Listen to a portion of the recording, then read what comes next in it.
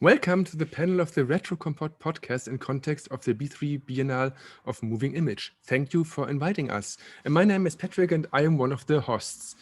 We are the Retrokompott podcast. For 5 years, we have been taking our listeners on a time travel through the history of computer games and video games. And in the context of the podcast, we also regularly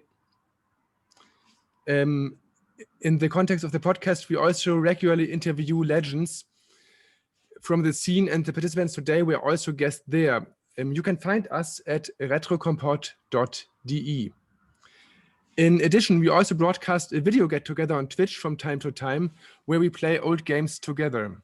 And before we start, we would like to give you an info where we are today.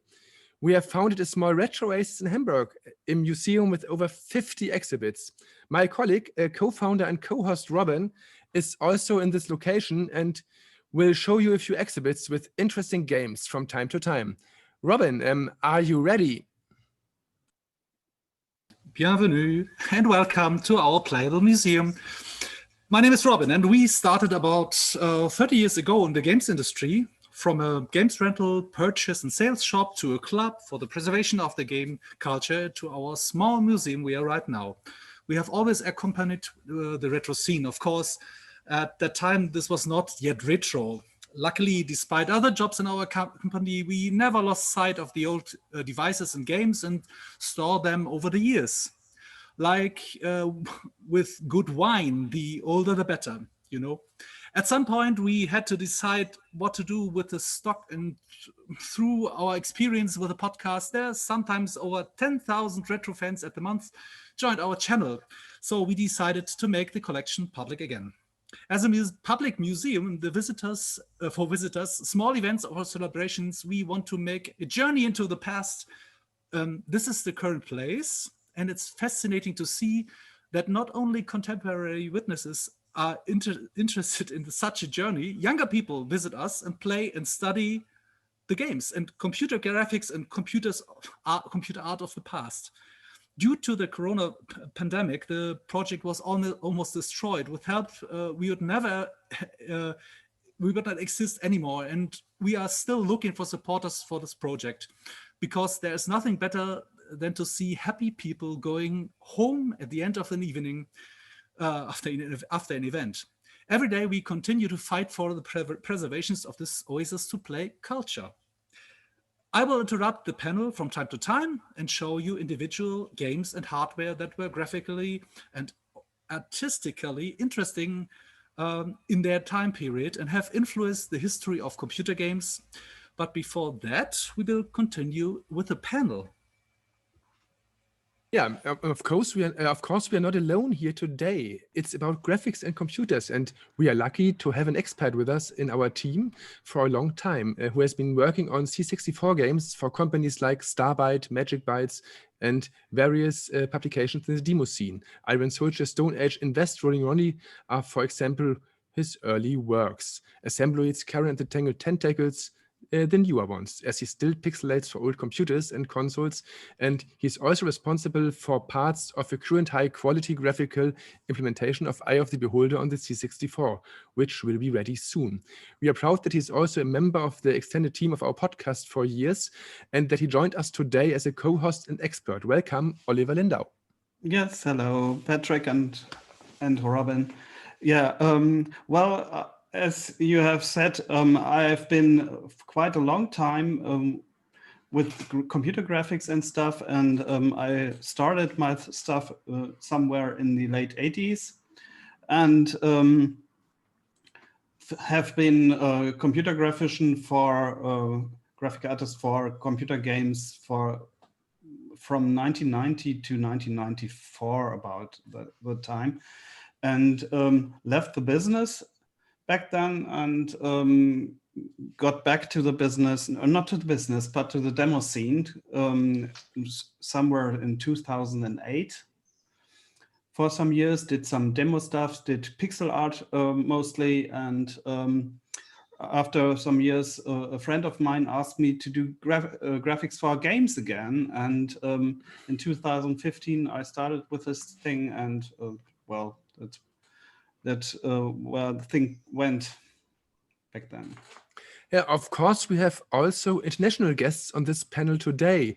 Next, I would like to welcome Tony Galvez, a Spanish video game designer who did graphics and sounds on various systems. I met him at a retro event in London, and perhaps it's nice to hear how the development of games and graphics changed in the years. He did some conversions of retro games too, provided video and characters, for example, for the 8-bit Symphony retro project, and is working for old machines like the Game Boy still today. Welcome to our panel, Tony. Hi. Hello, guys. Nice to meet you.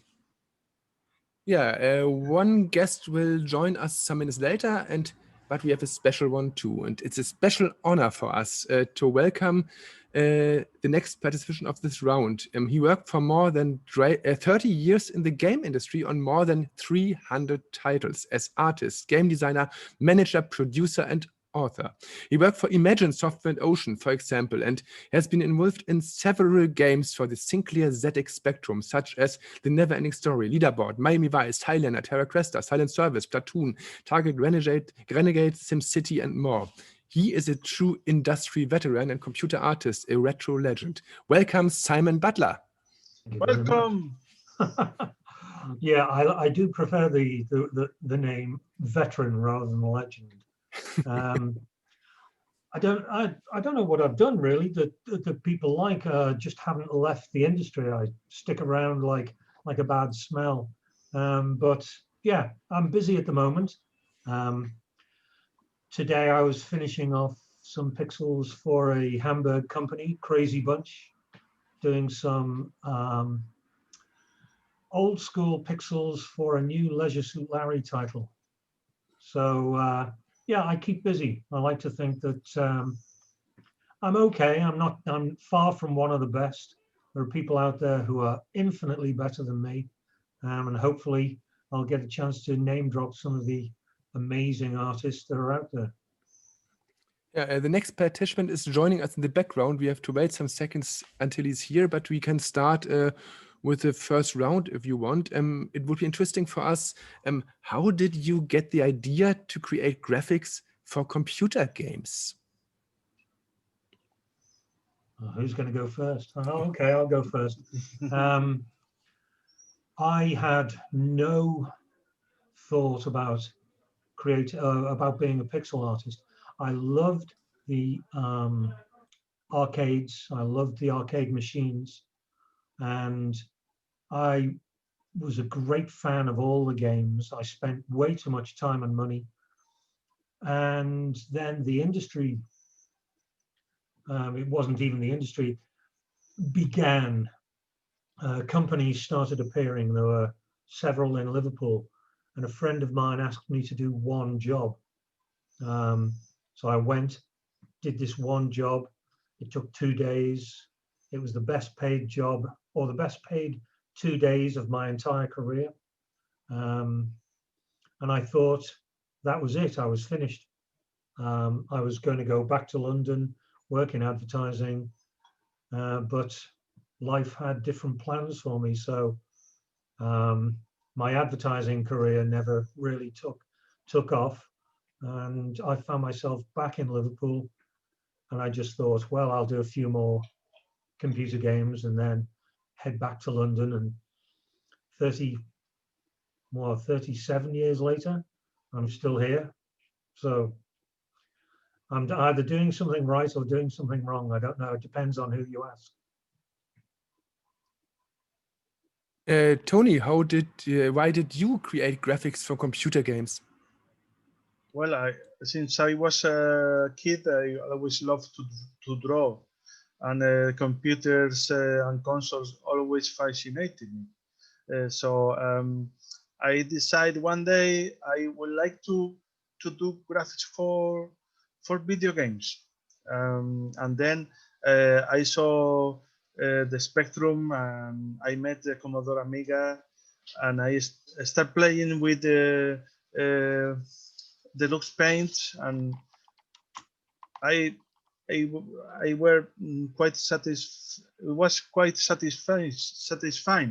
So I decided to keep learning myself, because when I was a teenager, there were not the school for video game graphics and art, so it was all like painting painting with real canvas and all that thing. Nothing about related to video games or graphics.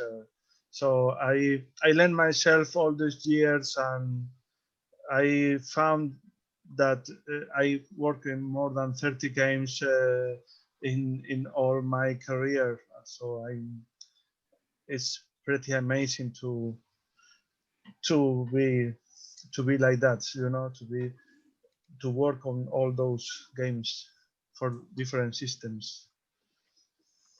Oliver, how did you get the idea to do graphics for computers? At what time was that? Well, doing graphics was always a passion. I was painting and sketching all the time since I was a little child, and when later in school, I played some games. First of all, on Friends C64, which was really fascinating. It's I feel similar to Tony, but things. Well, I need some time for this. I was mostly playing games, and sometime my father bought a Amstrad CPC, which was quite fascinating. This was the first time I did computer graphics, I have to say, with basic commands, which was very archaic, I have to say. And later on, when I had my own C128, I started with a tool called Koala Painter, which was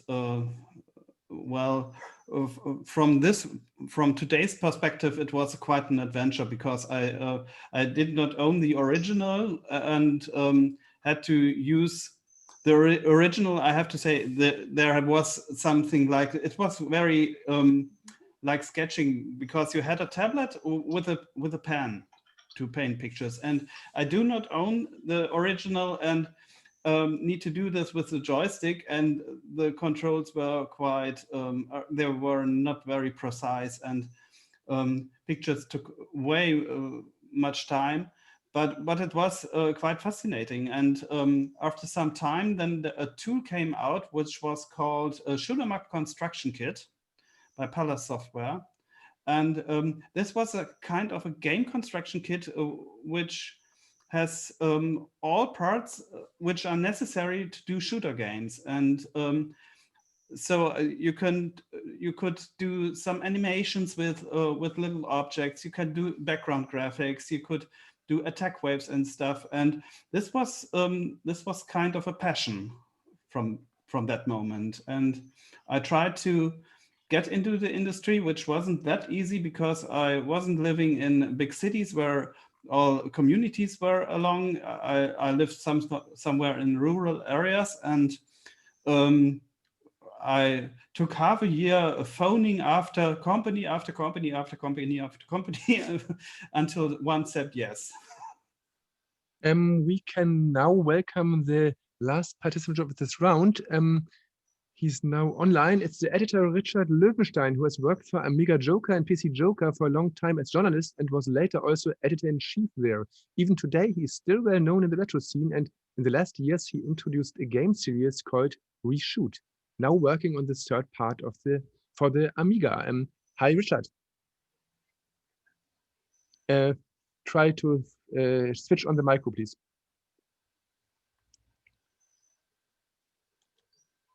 One second. Yeah, that's okay. Better now? Yeah, it's better. Hello. Yeah. Hi, guys. Thank you for having me.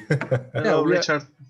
We're in the first round, and we ask, how did you get the idea to create graphics for computer games, or to do computer games? When did you first time think about that? You are a journalist in the early days. Must have been some kind of 82, 83 or something, when I found a gaming magazine in our local store called Computer and Video Games. It's an English magazine, and I was totally, I mean, I was like 12 or 30 years by that time. I already played like Pong or Centipede at the arcades. And in Computer and Video Games, the magazine, they reviewed games for the Sinclair ZX81 or for the Commodore 64, and I was totally amazed by what can be done. And so that's when kind of the virus was implanted into my soul, and I really wanted to have a computer, and so I got my Texas Instruments TI 99 in probably 83 or something, or 84, and just began developing games and drawing my own computer graphics by having some checkerboard thing in front of me, and with a pen just drawing filling all the squares and then trying to somehow translate all these filled squares from a checkerboard into the Commodore, into the TI. And I also got a computer language called Extended Basic, which was quite powerful for that time. And this was when I started coding games for my own enjoyment, basically. And later I purchased a Commodore 64 that was like 85, I think, and began developing in assembler, because assembler or machine language is the language to choose if you want fast and flashy looking games on a home computer system at that time. And that's when I began developing games on the Commodore 64. And I actually published my first game in 85. That was for a German computer magazine. Oliver, you're too kind. Ta-da! It was this one. No, that's actually the second one. That's the second one? That's the second one, yeah. Oh, Moby Games is lying. They are. It's the second one, because the game you show here is called, I don't know if people can see it, it's called Twinkie Goes Hiking. And that was published in 1986. And that was the first game which was actually published kind of European-wide, because I developed a game with a split screen feature. Basically, it's a running game which enables two players to have like who's the first on top of a hill. That's why the game is called Twinkie Goes Hiking. And I sent the game to Ocean and British Telecom Software, to Gremlin Graphics, on all these publishers which had big names in Europe at that time. And actually, I got very kind letters from some of these companies, and one letter even had a contract with it. That was from Firebird Software, British Telecom Software, and they published the game. That was in '86, and that's why I actually thought, hey, this is fun. I just do something fun, which is great, and I also get some money for it. And that's how my, let's call it a career, how I started developing games. And that's it basically. And later on I did Amiga Joker, and now I'm doing other games, but that's probably not what you wanted to know right now. And nice to see the example. Thanks, Oliver. If you talk, we can see it again. Perhaps our listeners, visitors did not see it. Oliver? Yeah, this game here. Oh God, don't start it, please. It's pretty hard, I have to say. You have to use the joystick. Yeah, I do. I think you're. Oh my God. Could it be that this is two-player mode? Because actually the computer-controlled character at the lower part of the screen should he should be able to reach the goal, usually. So you need a second player. Okay, we want to see more examples, and Robin is here in the location, and I think he can show us some art, some graphics, some games of the past. Robin, are you here?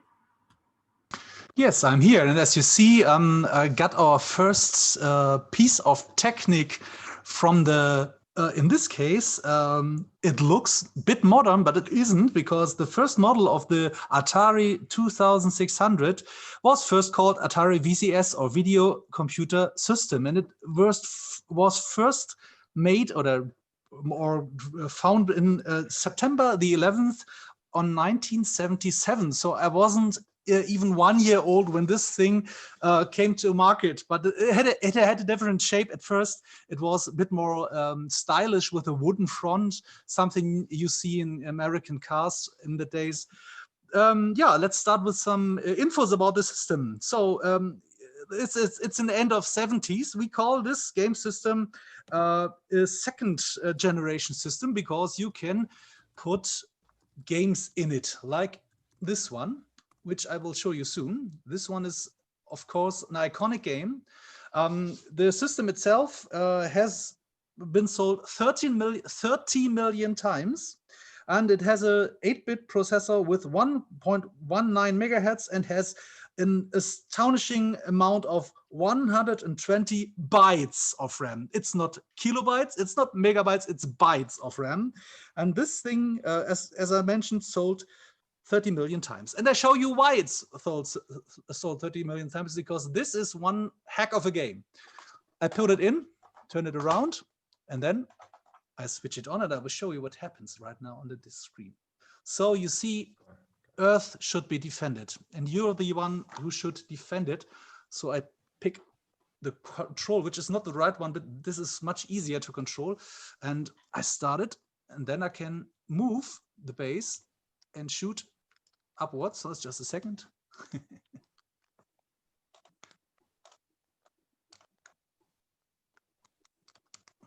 That's the wrong key. No.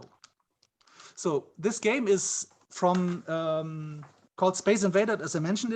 It's from Taito. This is the original company who produced the game, but they produced it for an arcade. So you can only see this game at first in an arcade.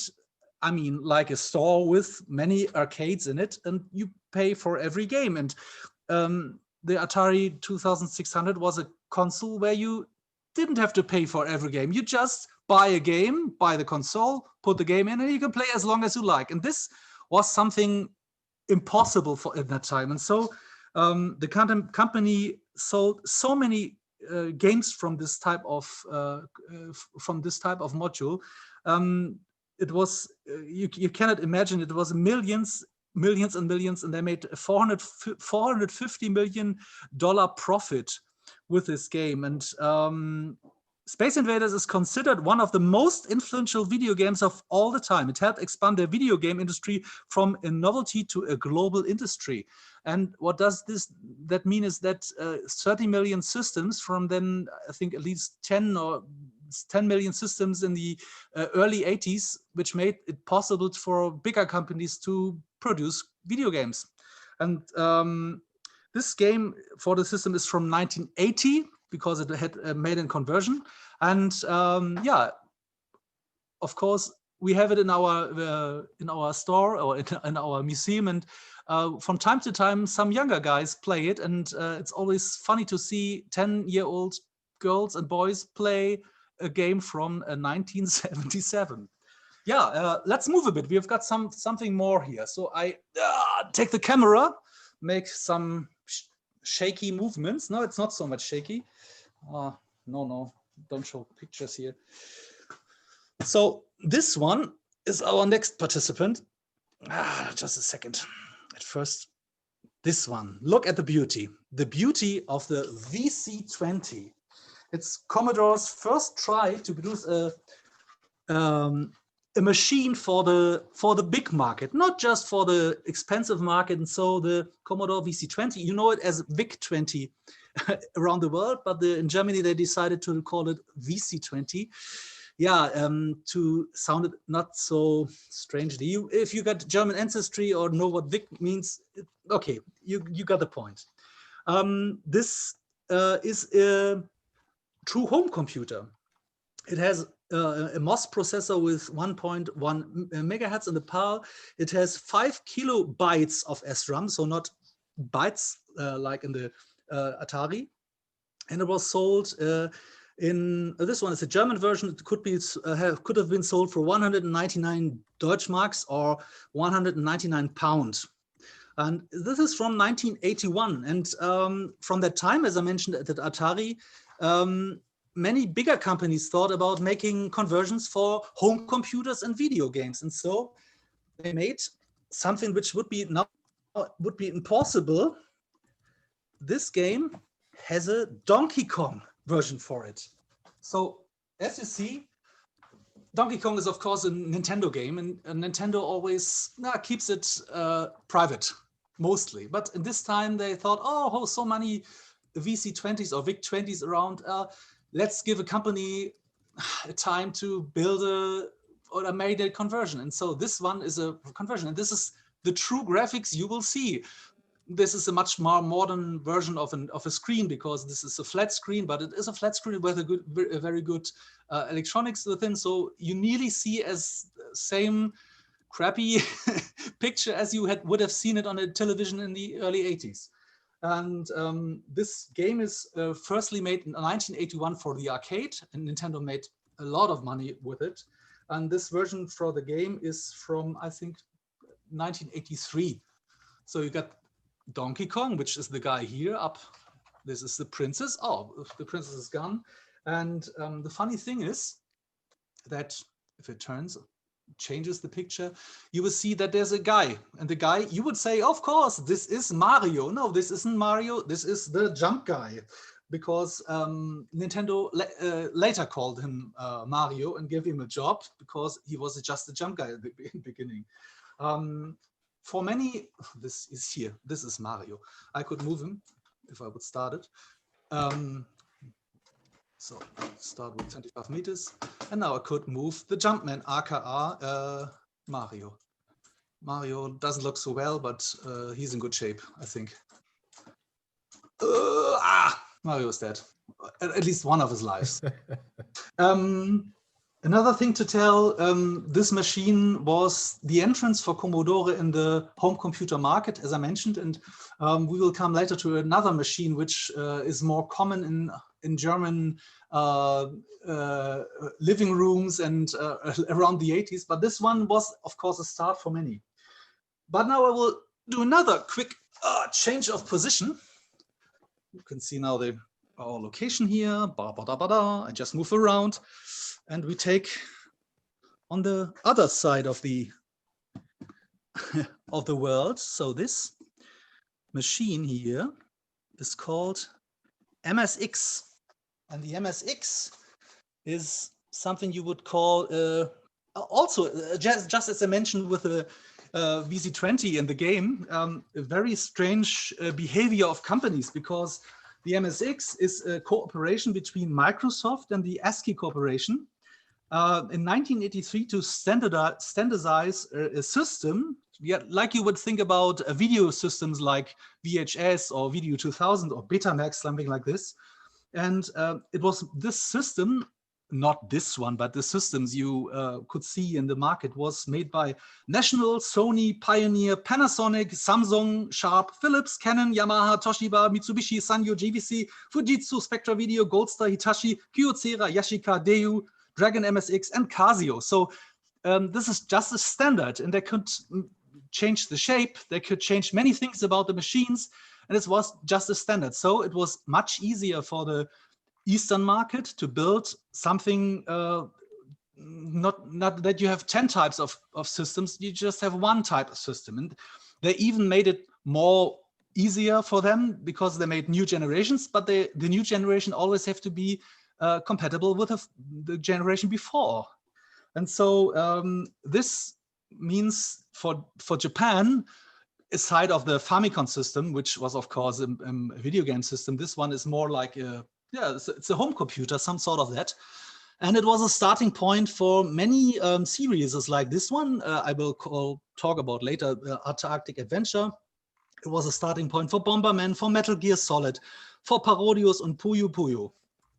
The system has a C-Log processor running at 3.58 megahertz and has 8 kilobyte of RAM. The one machine we are running here is a Philips. So this is a version made for Philips, and it has 128 kilobytes of memory, which is much memory for machines of that age. And I will show you the game because the game is very nice. It's called Antarctic Adventure. It's from 1983. And it's from Konami, as you see, a very hidden brand in the middle of the screen. And the game is very, very beautiful. For you as children, you can play it. As grown-ups, you like to play it because it's difficult in sort of points.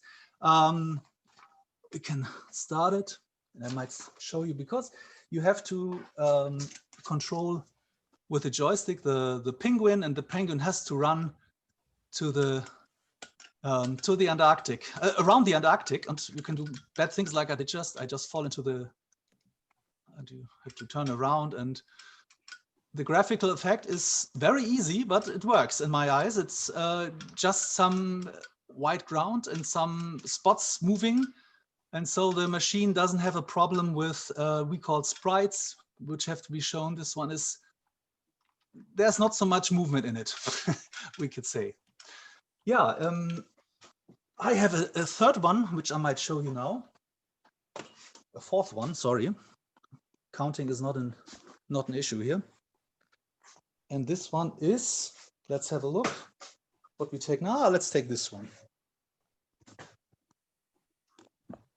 This one is also a machine more known in England. This one is called Amstrad CPC. For most of the European customers or kids, this is one of the first machines they see, aside from another machine we will see soon.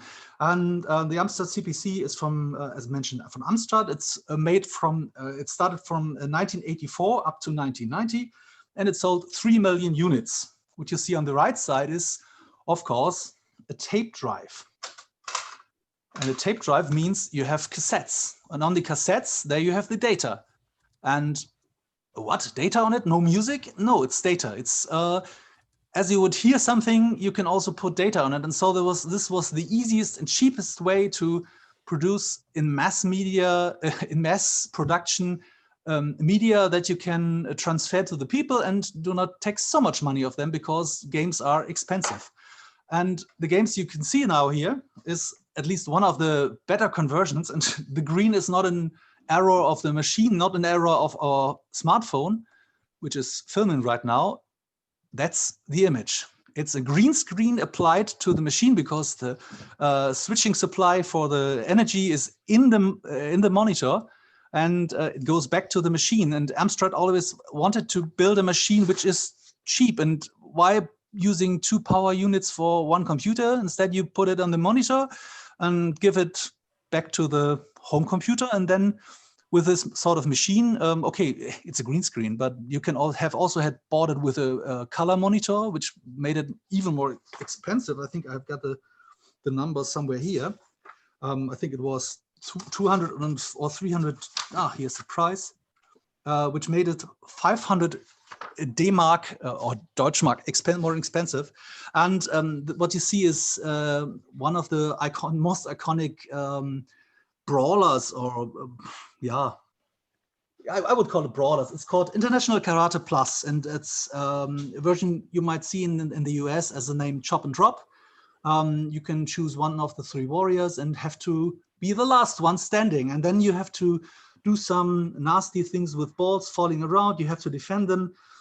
And this game is designed by Archer McLean, and Systems 3 is the company. It's an English company, and it's from October 1987. So we're moving in the time, and as you see between the other ones, okay, this one is green, but you see the pixels are even smaller now. I have to go a bit further. Perhaps you can see. What a pleasure. I think from this point of view, a green view back to Patrick. Yeah, thanks for showing us.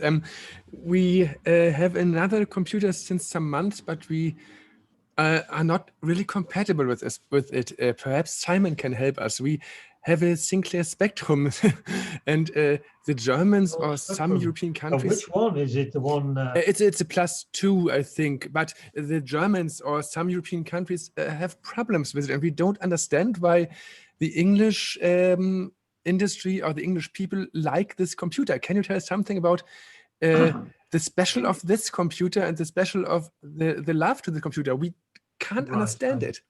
I think the simple answer is because Here in the UK, we had what was called the 8-bit wars. Kids in the schoolyard would argue. I mean, I was too old for all this, so I only read about this or heard about it from other people. So the kids would stand and they would argue, my computer's better than yours because mine's a Commodore 64 and I've got wonderful scrolling and I've got 8-bit music, chip tunes, and the Spectrum owners would say, yeah, but you've got those nasty big pixels and we've got tiny little square pixels. So I think Spectrum owners, it was a very British machine. Because it was an English product, the target audience initially was England. Until last year, I did not know that the Spectrum had traveled outside of England. I knew from working in France and in Berlin and Hamburg that the 64 was the machine.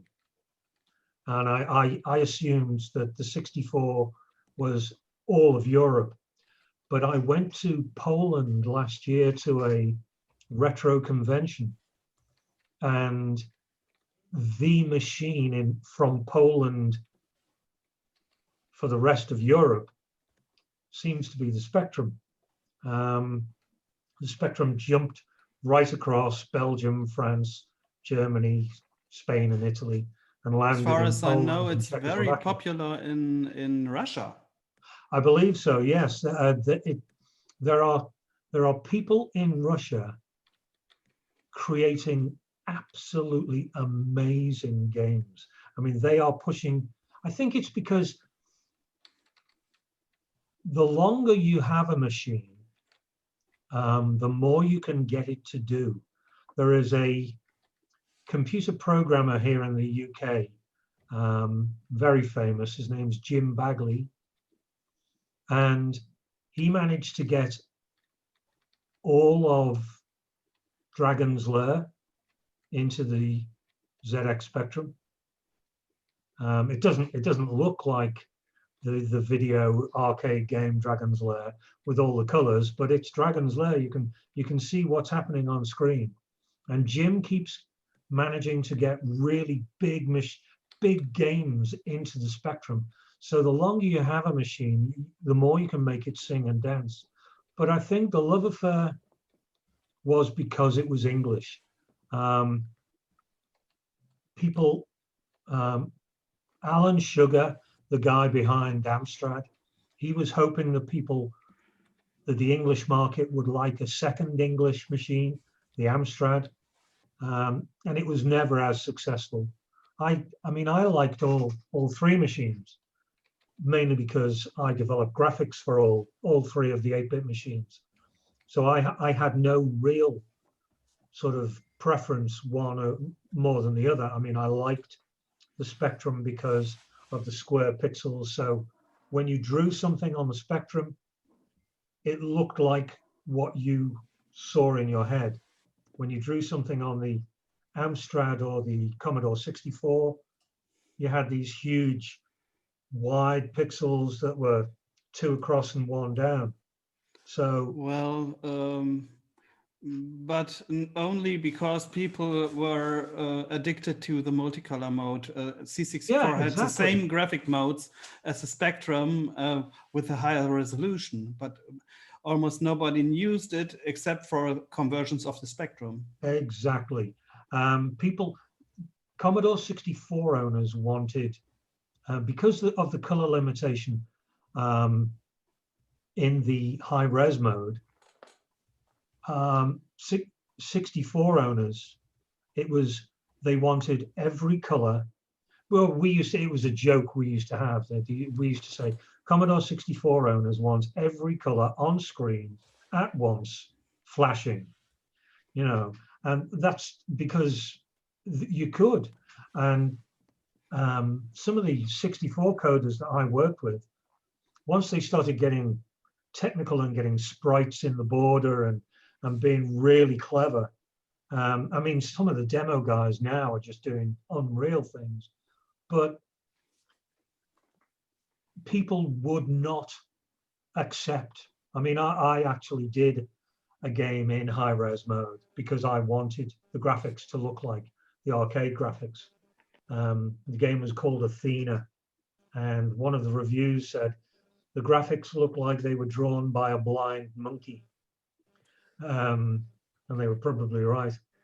But yeah, in order to justify the Commodore 64 having a game, you wanted it to be as colorful as possible. I mean, some of the games that are out there from my era, games like The Untouchables, RoboCop, Batman, they were amazing. The artist Steve Thompson, he really could make the Commodore sing when it came to doing graphics. Me, I was like, I was okay, but nothing special. Let me tell you something. Remembering Combat School, it's got amazing graphics in all the versions, but the one I prefer is the Commodore 64 because I got high-res characters, colorful. Yes and no. When Combat School, the arcade machine, was delivered to Ocean, we'd not seen a game like it before because it had training levels and then lots of training levels, I think maybe 8. And then there was an adventure where you used your skills. And I was the lead artist on the, well, I was the main artist on the 64 version. And I said to my lead coder, Dave Collier, I said, can we please have high-res overlays on the sprites? Because there's only, we had split screen. And he said, yeah, okay, there's only one sprite on screen or one character. So it made up out of all the sprites. And so we had ordinary double width pixels and then high-res overlays. And the reason that I mean, it wasn't me being clever. I remembered playing a game from Odin Software called Heartland on the Commodore 64, and I could not believe the graphics when I saw them. It had a black background, it had a little guy wearing a top hat, and it didn't look like Commodore 64 graphics. And it was the coder who said, oh no, they've put high-res overlays on top of the double width pixels. And ever since I saw that sprite, I always wanted an opportunity to use high-res overlays. And there's quite a few games that do it. I think Rupert the Bear, which is an English comic book, used them. I can't think of any. Well, there were many. Dragon Ninja. Yeah. Especially from Ocean. Ocean were pioneers with this kind of stuff. The first game I've seen with those overlays was Rambo 2. Yeah. Yeah, and they really did many games with this, RoboCop or Platoon or Untouchables, I think, and all of those games had overlaid sprites. That was my idea. That was it was pretty cool because I did use it, and it was an inspiration for me for the Rolling Ronnie sprite. Yeah. It was the only way around, really. I mean, that was the only argument that when it came to the schoolboys arguing in the playground, it was the only argument that they had against Commodore owners. Spectrum owners would say, okay, but you've got horrible, nasty double width pixels. But then high-res overlays came along, and the poor old Spectrum owners had to shut up. But I will mention something before that, or that Robin mentioned earlier, the VIC-20, because the VIC-20 is actually coming back this year. There is a company here in England called, let me see, they're called Retro Games. They've already brought the C64 Mini, and the C64 is back. They have games built in, but they also have a workable keyboard. And, it is just a Commodore 64 again, but the VIC-20 is making a comeback. You know, go figure. Yeah, one question, Simon. We have the Sinclair Spectrum here in our museum, in our location, and we want to play good games on it. Do you have any recommendations? What should we show our visitors on this computer? Is there a game which could be fun today? My favorite game on the Spectrum is a game called Starquake.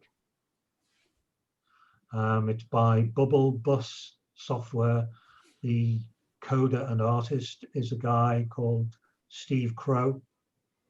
It is hailed as one of the great games, the really great games.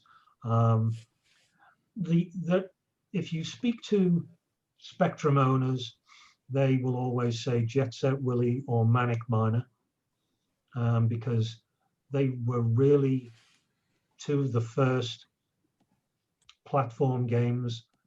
I personally don't like them. They're a bit too wacky, incredibly difficult. I mean, really, really tough. But no, I mean, there's many great games for the Spectrum. Sacred Armor of Antiriad, Way of the Exploding Fist. There's some really good isometric games, Head Over Heels, Batman. What else is there? Dundarak, Tin and Nog. There's some really good adventures. Fairlight. If you want me to submit a list for you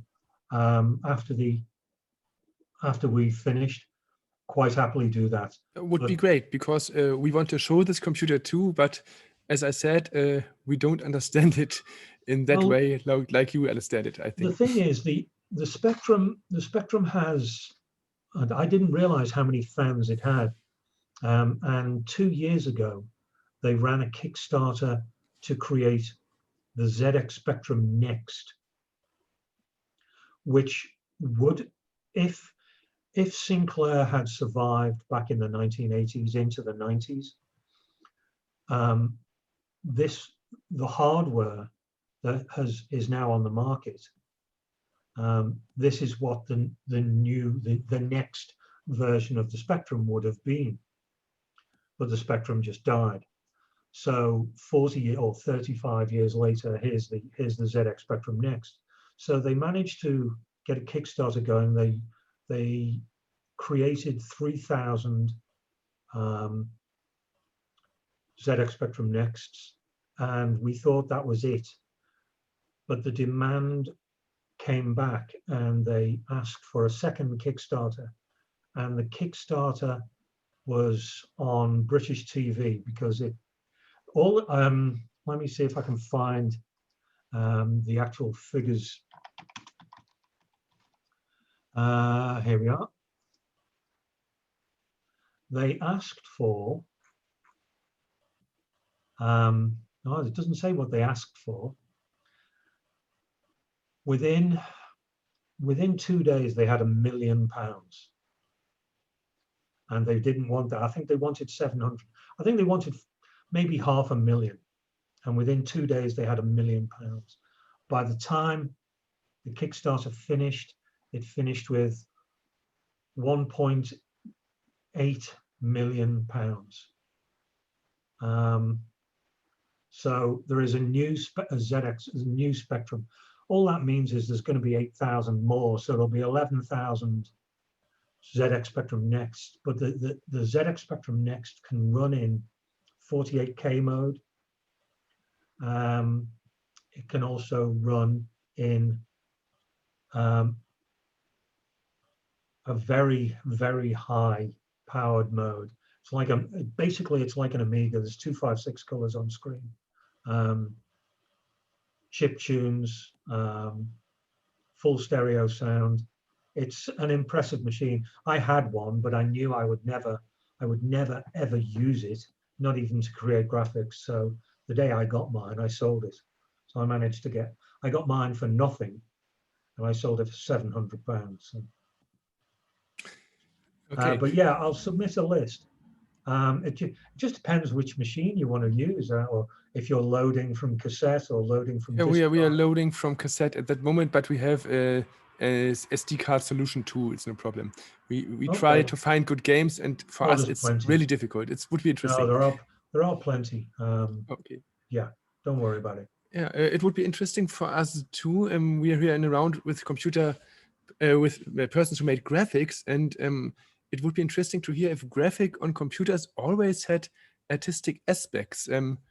Richard, was a graphic always art for you?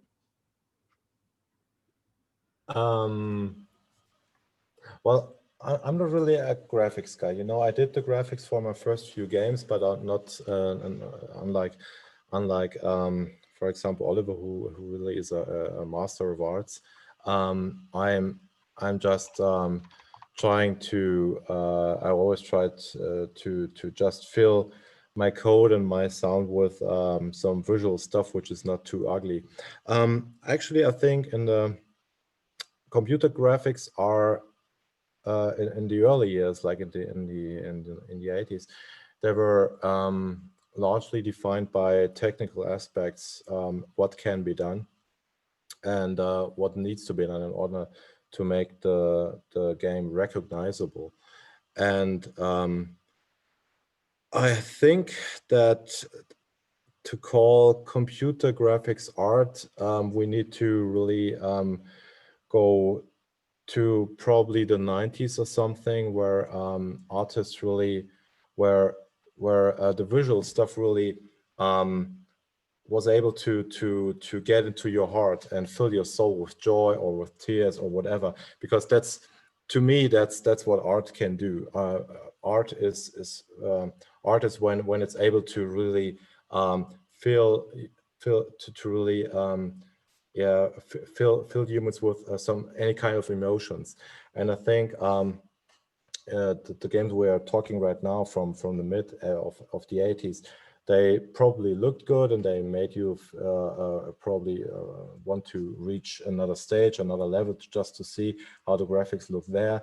But they were not like really filled with emotion. And that's something which happened, I would say, probably with higher resolutions and more ways of getting color on screen, and because that's when the artists did not have to think so much in technical terms, like is a pixel square sized or is it wider than high or something like that, or how many sprites do I have to, how many sprites can I use on screen, because that's what a lot of people cared about in the early years, whereas from say like the year 2000 and onwards, the technical aspects were not as important, whereas the artist's vision and the artist's impression and all these things, they began to influence the gameplay more. But having said that, there are some games on Amiga already which I would call probably art, because they just looked good in a way that you just it felt like art. I need some help now, because I do know there's an Amiga shoot 'em up, a horizontal scrolling shoot 'em up, which has a giant owl in it, which just flies through the screen. It's by a company called Art and Magic, and I just cannot remember the name. Probably someone else can. Agony, exactly, yeah. And that's one of the first games which I would call which puts so many visual excellence into a game that I would call this maybe could be called art. Maybe already Shadow of the Beast in some areas could be called art. Oliver, is every pixel you did art? No, not exactly. I just want to mention because we had a talk about overlaid sprites. I want to show this one because this is what Simon was talking about. Because sprites on the Commodore 64 usually looked like this: big pixels. Exactly. Big pixels and 3 colors and 1 transparent color. And well, the major thing on the C64 is they went fluidly over the screen, and they could be you can do very smooth animations with it. But the trick is that the C64 has 2 different resolutions. You see it here in the big overview, that if you do a higher resolution, it's similar to the ZX Spectrum, that you have only 2 colors for one object here. And combined, you have a high resolution object like on an NES or on 16-bit systems.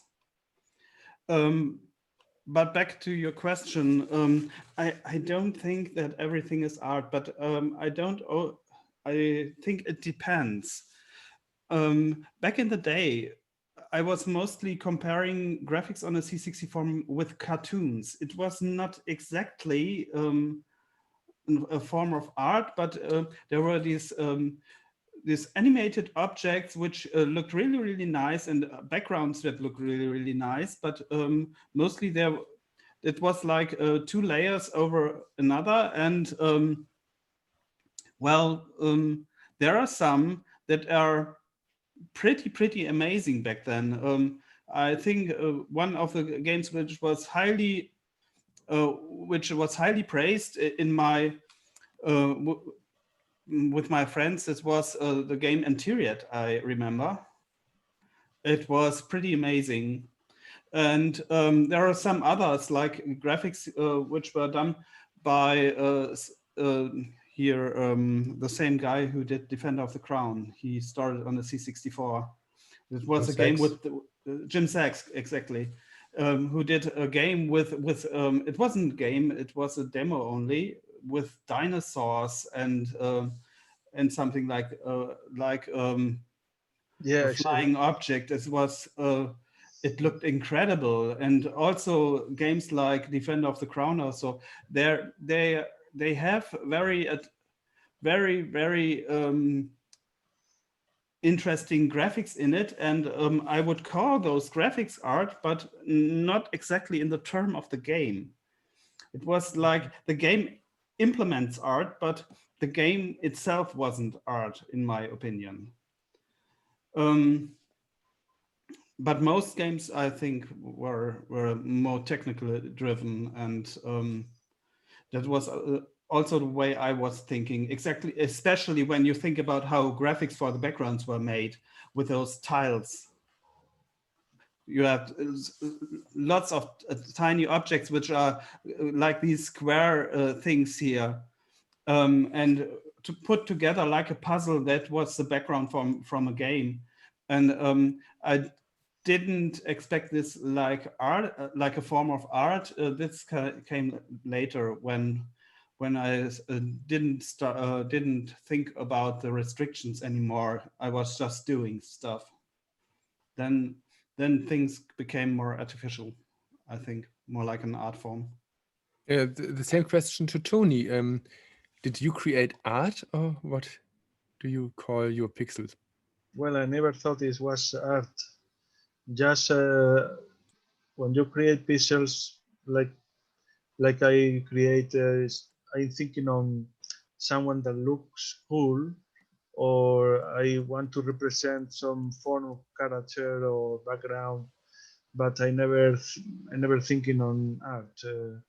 It's something maybe with 16-bit systems and beyond, where you get 32 colors, 4,000 colors or more. Maybe you got almost no restrictions, and you can consider like it looks like a real painting. or something more accurate. But well, with 8-bit computers, it's not art. It's just graphics, at least for me. Some of you create graphics in the very early days. Were there role models at that time for you? No, excuse me. No, with me, no. My very first game, like I said earlier, I was called in to Imagine to help out. They needed a version of Pedro's Garden done on the BBC. They didn't have an artist available. So one of my friends called me in and said, can you do this? And I said, well, I don't know. Well, what do I do? And he showed me graph paper, you know, with little squares on, with all the sprites. So it's like black square, white square, black square, white square. And he said, so here's the BBC keyboard. Just type in the black dots. So that's what I did. But you see, that was the problem when I started as a professional full-time job in the industry was there was nobody to ask for help. There were no books. There was no internet. There were no examples of other people's work. Yeah, you could look at screenshots in some of the game magazines, but right at the very beginning, there weren't many magazines either. So there was no one that I could copy from. There was nobody I could admire. There was nobody I could call up and say, well, how do you do this? So when we were doing things, you know, we were doing this around the room and people were like, okay, do this, hold your arm up, and they like draw it quick and then transfer it black and white squares. But we didn't have that many frames of animation, so things were pretty awful at the beginning. But like I say, there was nobody to ask for help. You didn't have any heroes. And I'm not trying to be clever or self-important, but when I first went to Ocean to work, for me it was just a job, but I remember being shown around the office, so this is Ocean, this is where you'll be working.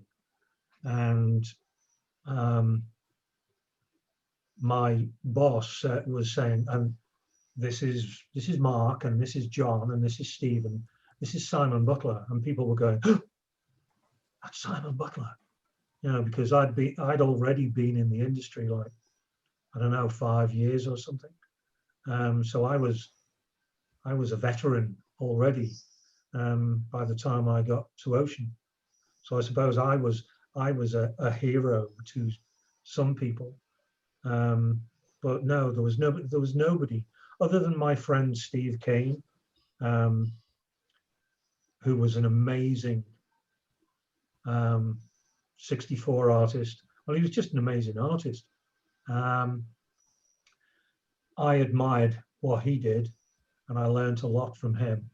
But when I came into the industry, we didn't know anyone else. You know, we knew our company, we knew everyone that we worked with, but we didn't know anyone who worked at Gremlin or any of the other studios around the country.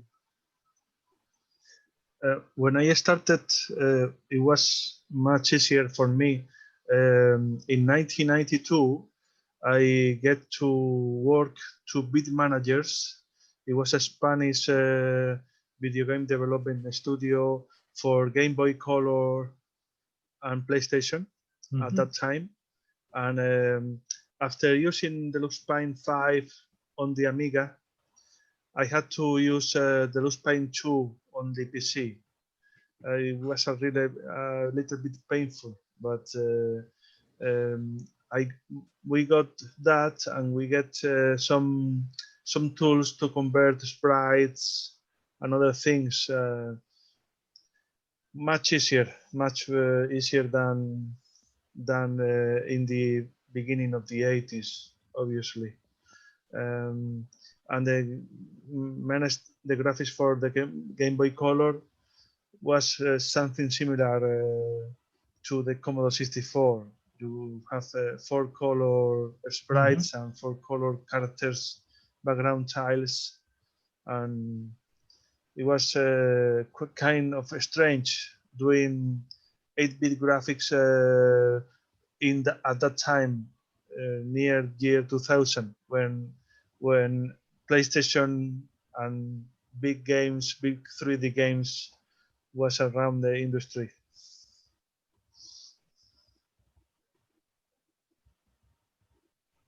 Richard, do you have role models? No. no. I learned my stuff from mainly from computer magazines at that time. We already had some books.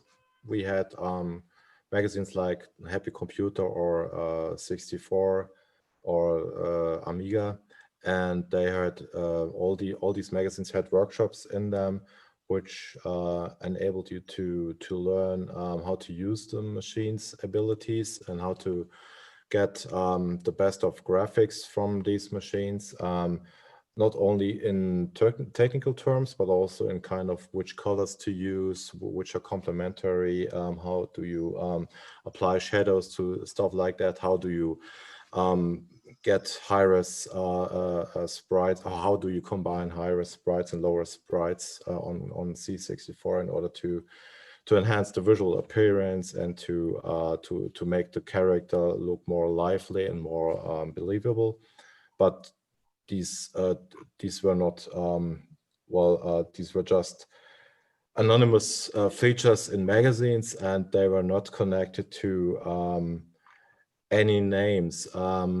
In fact, at that time, I do not really recall many names which were big in terms of that you would consider these guys stars, at least not in Germany, and except for maybe guys like Chris Hülsbeck or maybe Manfred Trenz, who coded or did music. But in terms of graphics, I mean, nowadays I adore what a guy like Oliver Lindau does, but I'm not sure if he's a star outside of the retro scene. I wish he would be, because he deserves it. But it's yeah.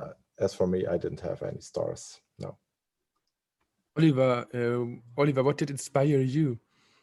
Well, in fact, I had some artists I looked up to back in the days, in the 80s and the early 90s, especially in the 80s.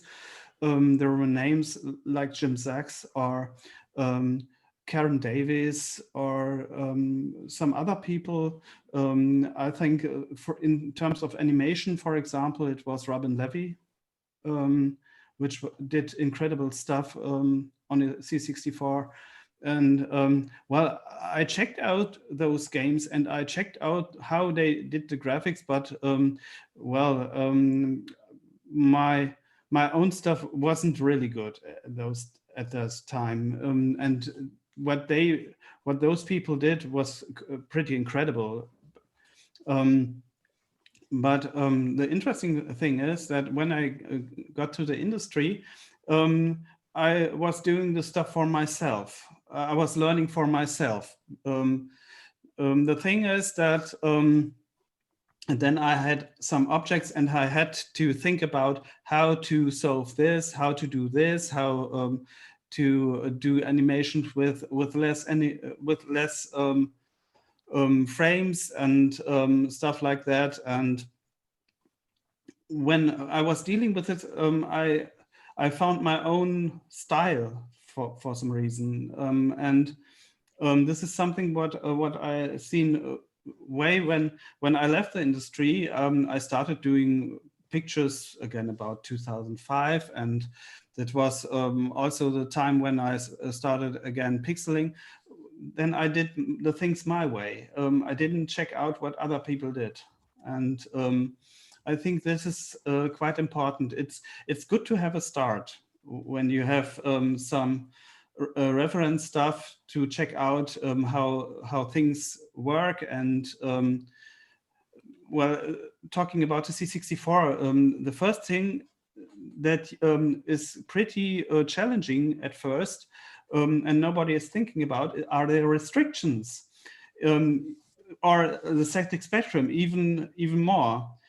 When you have 8x8 pixels and you only have to use 2 colors, you have to think around the corner, and you have to learn that. And but things are going interesting when you get over this, and this is happening when you don't have any inspirations anymore. It's my personal opinion.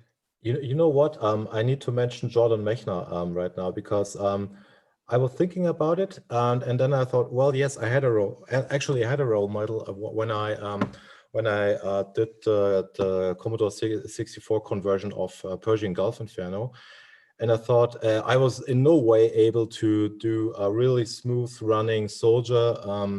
And I checked out Karateka and Prince of Persia from Jordan Mechner, who was like the master of animation at that time in terms of character animation in 8-bit on 8-bit computer machines. And he was like a role model for me, or what he did was like inspiration for me. He's someone who was able to, I would actually call this art, what he did. Now we're talking about it, because these games, they really felt like a union of visual excellence and gameplay excellence, and they felt in some way arty, because they made you not think about technical limitations, but they made you feel like, wow, this is just another world I'm actually visiting right now. That's how I felt when I played Prince of Persia and also Karateka. So that was a role model for me, probably. Yeah. Okay, I think we can make a short interruption now. Robin found some other consoles and games which perhaps should be interesting for you. Yeah, you talked about something like animation, and I thought it was a good time to show some machines which changed the market a bit, because a new medium has arrived. Yeah, CD-ROM, perfect. We can fit so much video on it. So the rest, forget about the rest. It's just video. Let's make some more videos. And so the 3DO came. And in 1993, there was a company called the 3DO company who made a machine like this one. And this one is from Goldstar. This is, of course, one of the company own names. And it came on the market for $690, and it has a CD-ROM drive, and it has a fast processor, 32-bit, 2 megabyte RAM, and it could run games like this one. Have a look. Isn't that neat? Dragon's Lair.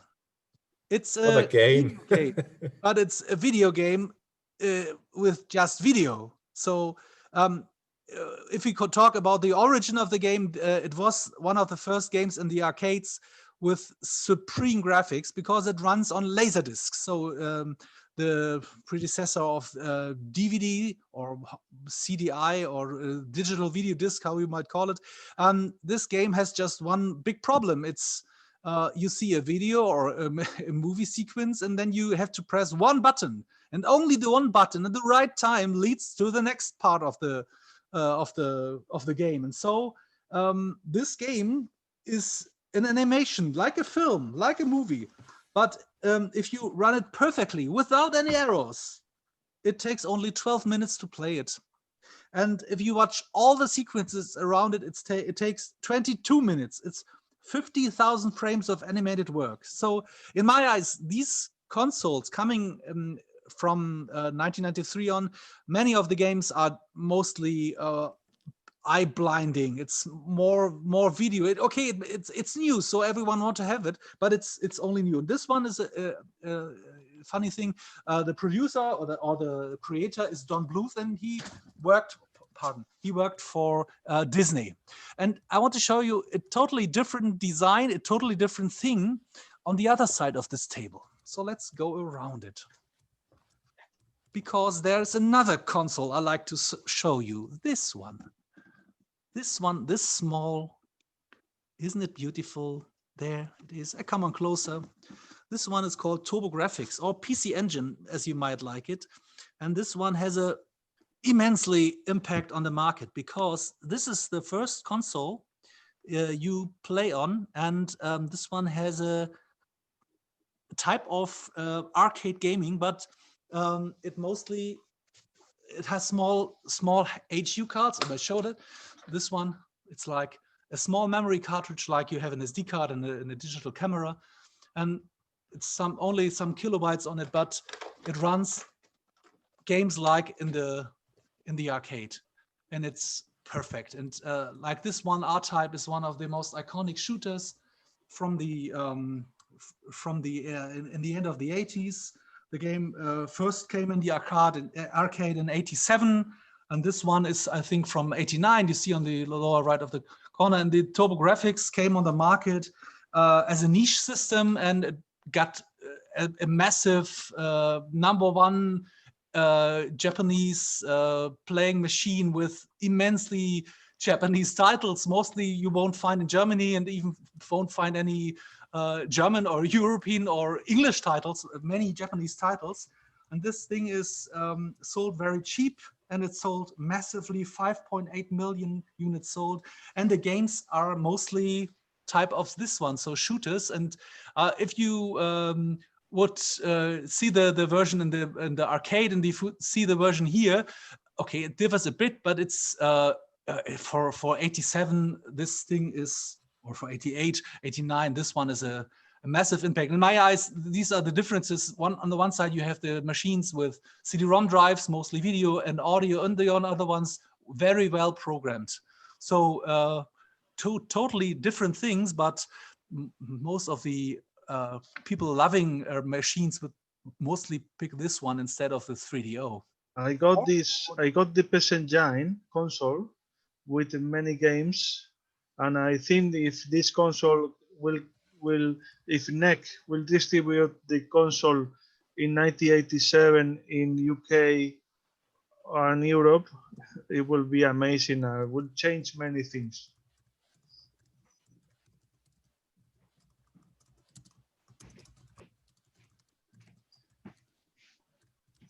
Okay, you had some examples, I see. If you want, you can show us some of your graphics, Tony, no problem. Oh, yeah, sure. Well, this is a graphic adventure I'm designing for Commodore 64. At the time, I got only some pictures. I'm going to show you one. This is working on bitmap mode, and the score, the panel in the bottom is in chart mode, and it will have the text for the game and the objects. And we are trying to do a fighting game, kind of a Double Dragon with 2 players for Commodore 64. And we got, at this moment, we got this small alpha. We try to manage four enemies and 2 players, and well, it seems to work fine. Let's see what happens when we got more collisions and more stuff, you know. And as you can see, all the characters got the same legs. That's to save memory. And well, my friend Jamie is working, is coding it, and hopefully we can do a funny game. And apart from that, I want to show you one MSX game. This game is called Maze of Gallios. It's from Konami. I don't know why it shows in reverse, but it's you can see the original game, how it looks. We are working on a MSX2 version of the game. And the MSX2 version is, it looks like this. It's 16 color graphics, pretty similar like Atari ST graphics, no limitations. These screens are actually from the game running. I don't. Can you see it properly, or do you see it in reverse mirror? I can see it properly. It's okay. It's okay. Yeah. Okay. So that's the look of the game now in MSX2 computer, and it's going to be released in some months. The coders are Victor and David. Victor, thank you very much. Victor works with me on the updates of Gradius and Salamander for MSX2 with a smooth scroll and more things. And apart from this, I got a preview of the new game we are working on Amiga 500. It's a shooter, horizontal shooter, and I can show you the video now. You will see some enemies. We are working on dual playfield. So the foreground, we have 7 colors plus the transparent, but we are changing the color palettes with the copper. And we can have like 50 enemies on a screen at once, running at 25 frames per second. And the main ship is a hardware sprite. And well, the musician is DJ Metun, and the coder is Nandio C is Fernando Cabrera. We work in the past, we work in the game called Golden Wind. It's a kind of asteroids clone. You probably see in some videos in this guy, Amiga guy. Well, I don't get the name now. Well, so that's the game we are working for Amiga, and we are pretty excited of it. So, but still we got a long way to finish all the levels. Hey, thanks, Tony. It would be interesting for us to hear about how long did you make graphics for classic devices, and why did you stop at some time? Perhaps Simon could begin. You stopped working for the classic computers at one time, and why and what did you do then? The only reason I stopped on the classic game machines was to move on to the next, whatever the next machine was. When I worked at Ocean, I can't remember. I think I worked there for about 6 years, and I knew that the 16-bit machines had arrived on the market, but we were still doing 8-bit. So I remember asking my boss. We used to have a meeting every Monday morning, the whole company, and he'd be like, "Oh, you're doing this and you're doing this," and he said, "Any questions?" And I just said, "When are we going to move on to the 16-bit machines?" And he said, "I can tell you that Ocean will not be moving on to the 16-bit machines anytime soon." And so within an hour, I resigned from the company and left that day. And then I returned about 2 years later, and they were working on the 16-bit machines. But that was it. The only reason I mean, I worked on the BBC because it was one job, and then the next time, my next job was on the Commodore 64, and then I started work on the Spectrum and the Amstrad, and then kind of went backwards to the Atari 8-bit, and I did some other strange machines that I can't remember, the Dragon and things like that. But it was, with me, it was just a case of, because I was freelance most of the time, people would say, Simon, can you work on a game with me? And I'd say, yeah, sure. And they'd say, well, it's going to be on the Commodore 64. And I'd say, okay.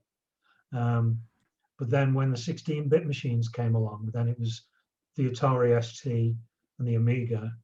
And then I moved on to the PC.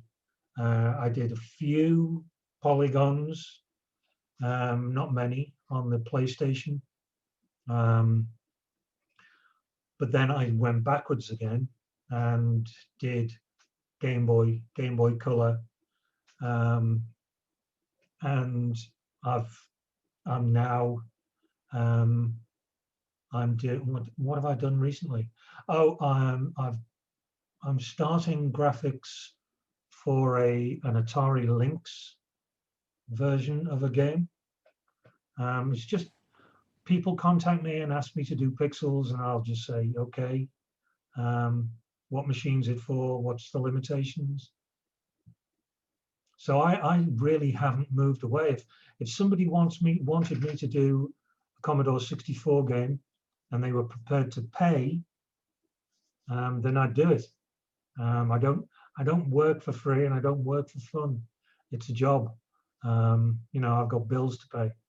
So I've not moved away from any of them. I mean, I'm currently working on the ZX Spectrum Next. So are you getting paid for the game for ZX Spectrum Next? I got paid for one. I did my first one. I did for free because none of us were allowed to make any money from it. We did Lords of Midnight. Sounds familiar. Yeah, but it was a tribute game for Mike Singleton, the creator of Lords of Midnight. Yeah. And yeah, if anybody wanted to pay for a copy of the game, they could send some money to his family, because Mike died quite a few years ago. But the game, his games are remembered very fondly. So that was fun to work on. So I'm working on a couple of other games, but the market is very strange because a few of my friends have done games. When the machine first came out, there was one guy creating games, or he liked to call them games. I thought they were absolutely awful. I'm being polite because there's children present. Not anymore. But these games were absolutely atrocious. But he made a lot of money because he was the only one creating games, and he'd throw one of these games out every 3 months. But now the people are putting a lot of time into the games. Jim Bagley, Mike Ware, their company is called Rusty Pixels. I think they've got about 4 games out. But they are taking a hit. That they've had to pay for duplication, SD cards, packaging, the boxes to put the games in, then the postage. So they're making very, very, very little profit. So the games that I'm developing will be digital download only. But if there is a demand for physical product, then I would insist on some kind of a Kickstarter to cover production costs, because otherwise it defeats the object. You can't, at the moment, you can't make any money, real money on ZX Spectrum games if people want physical product, and people do tend to want a game that they can hold. They want something that reminds them of their childhoods. You know, they can get hold of it and go, oh, this is mine. I remember that. Oh, the smell of the plastic, and oh, the little manual inside, and they want all of that. And on my podcast, I just said, well, people are prepared to pay for the machine, but they won't pay for development. They'll pay for the game, but they think, you know, I'm not going to work for 12 months on a game for free. I'm just not. It's simple as that. I've got to make some money at the end of the day, or I'm not going to do it. Okay, Oliver, a short hint. Please look at the internal chat of Zoom. I try to reach you there. The same question to you, Oliver. I did. But okay. I wrote you in on different channels, but you have the same problem as I, it seems, because if somebody is calling me, the chat goes away. If somebody, if something I am choosing here, the chat goes back to the background and I don't see it. Okay, then let's try WhatsApp in the background. But the question, the same question to you, Oliver. You stopped making graphics for classic devices too. What were your reasons? My reasons were more like a canceled project, which was very, very ambitious. Back in the day, it was a game called Little Access, and it was a C64 conversion of an Amiga game, and it was kind of a bullet hell shooter for an 8-bit system. And we worked for this game quite a long time. I think about, personally, I worked 4 months for the first level of this shooter, and the coder himself was preparing for this game more than a year.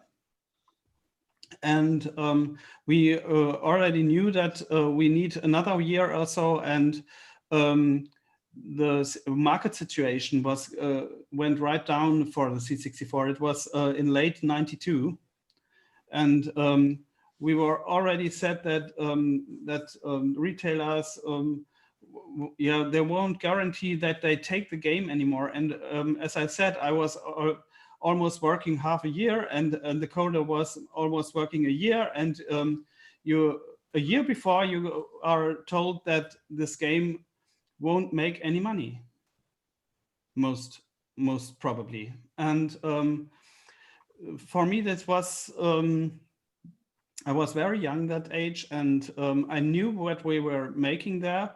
It was a game that was in technical terms similar to a game called Turrican. From those what we are doing there, and I couldn't get over it. And same with the coder. I left the business completely, and the coder left completely doing stuff for the Commodore 64 and even for the Amiga, as far as I know, and moved on to other systems, doing different stuff. And for me, it was kind of a trauma back then.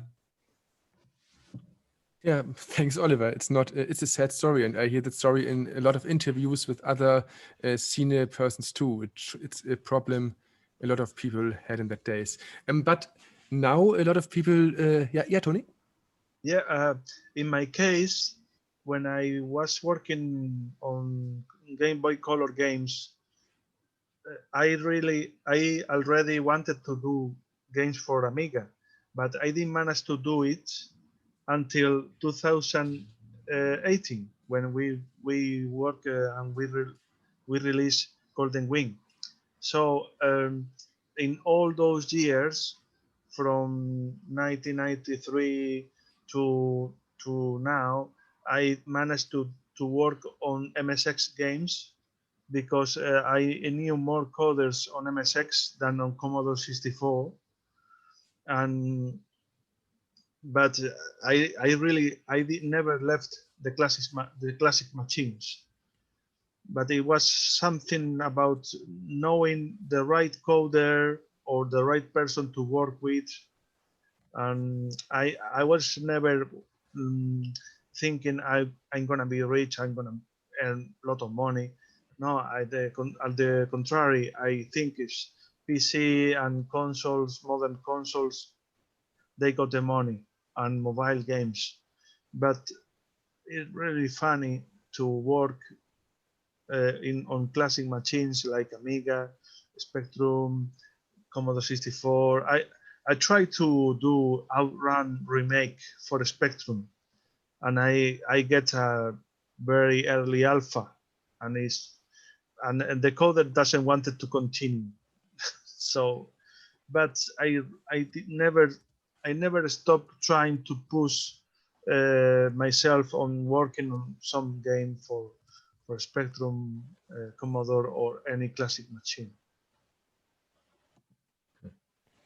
Well, what I was thinking about when Simon mentioned those physical releases for old school systems, for those old machines, it is pretty interesting, I think.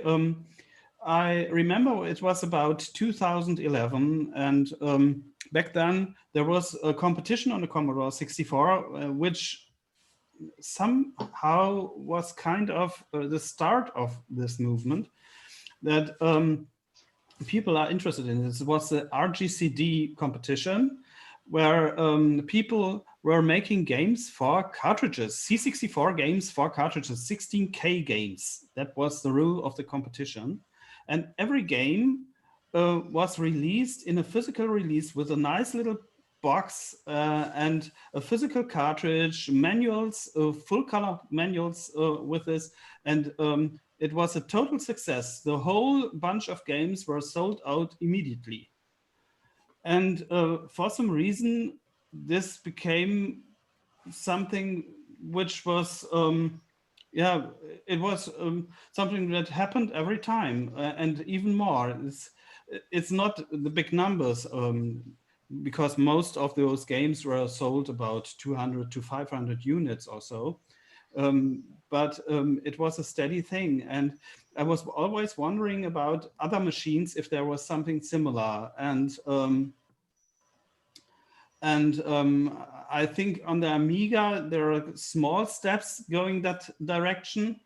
And I'm not sure if something like this happening on the second Spectrum too. What do you think? Yeah, there's people, there's quite a lot of people develop, well, not quite a lot, but there's a growing group of people developing. Some are ex-industry, like myself. Others are just passionate fans of the old Spectrum, guys who used to tinker around bedroom coding, and now they can really sort of bring the ideas to reality with the new powerful machine. But a friend of mine, ex-Ocean, contacted me from Japan, a guy called Brian Flanagan, and he asked me if I had considered doing any NES games, and I was like, not really. Why? And he said, well, have you seen Micro Mages? And I had. It's a game that I've kept on my radar for a while because it's also coming out on PC. They ran a Kickstarter. The company is called Morph Cat Games, and they ran a Kickstarter 2 years ago, and they raised €150,000, and they've released Micro Mages on an NES cart, and it runs on the old NES, and people, they really have done an amazing job. and it looks like, you know, exactly like an NES game. It's not like Shovel Knight, which was like an NES game plus, you know, an enhanced NES game. This is an NES game that runs on the NES, but because these guys have had their machine for 20 odd years or more, they've really pushed it and pushed it and pushed it, and they've really made this game. It's actually incredible how big the game is, considering the limitations of the machine. But yeah, there is a market now. There is a growing market among old fans.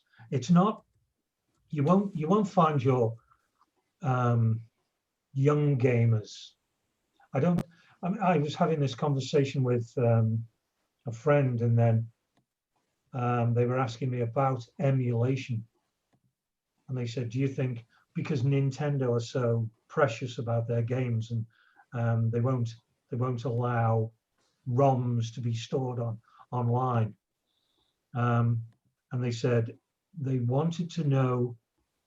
people wanted to know what I thought about emulation, and I said, well, it's a good thing, but once my generation's gone, then it's down to Oliver and Tony.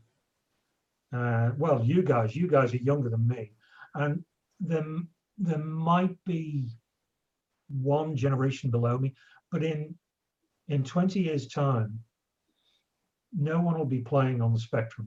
No one will be playing on the 64. It's sad, but it's almost true.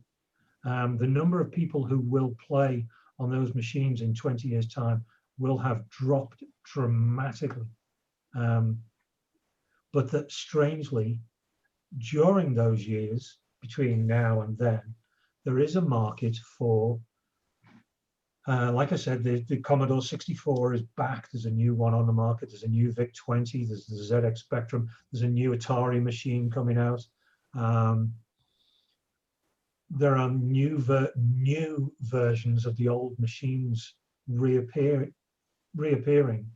and also, well, like Patrick was asking, you know, what is this strange love for the Spectrum?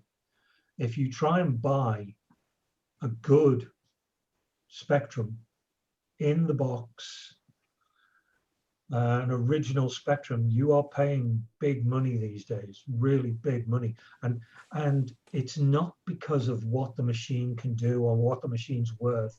It's people being greedy. It really is.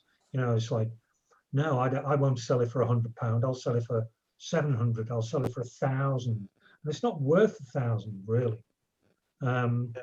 But someone will pay it. But there is a market for new. I mean, if you came out with a really amazing Commodore 64 game, you'd probably make, if you do your sums correctly, and you figure in the marketing and the packaging and the manufacturing and the duplication and the postage alone, posting the game to people, eats up thousands of pounds. So if you came up with a game that every old Commodore 64 gamer would want, you would make a lot of money, especially in America, because, you know, the 64 is America's machine. It really is. But, well, not sure about that. It's more like the NES is the American machine. Yeah. Well, no, that's their console. Yeah, but the C64 was dead in the US about 88, and well, it depends. in Europe it was 4 years later. Yeah, but now people are starting to dig out their old. It's like, the thing is, it's like when you have kids, right? There's an analogy.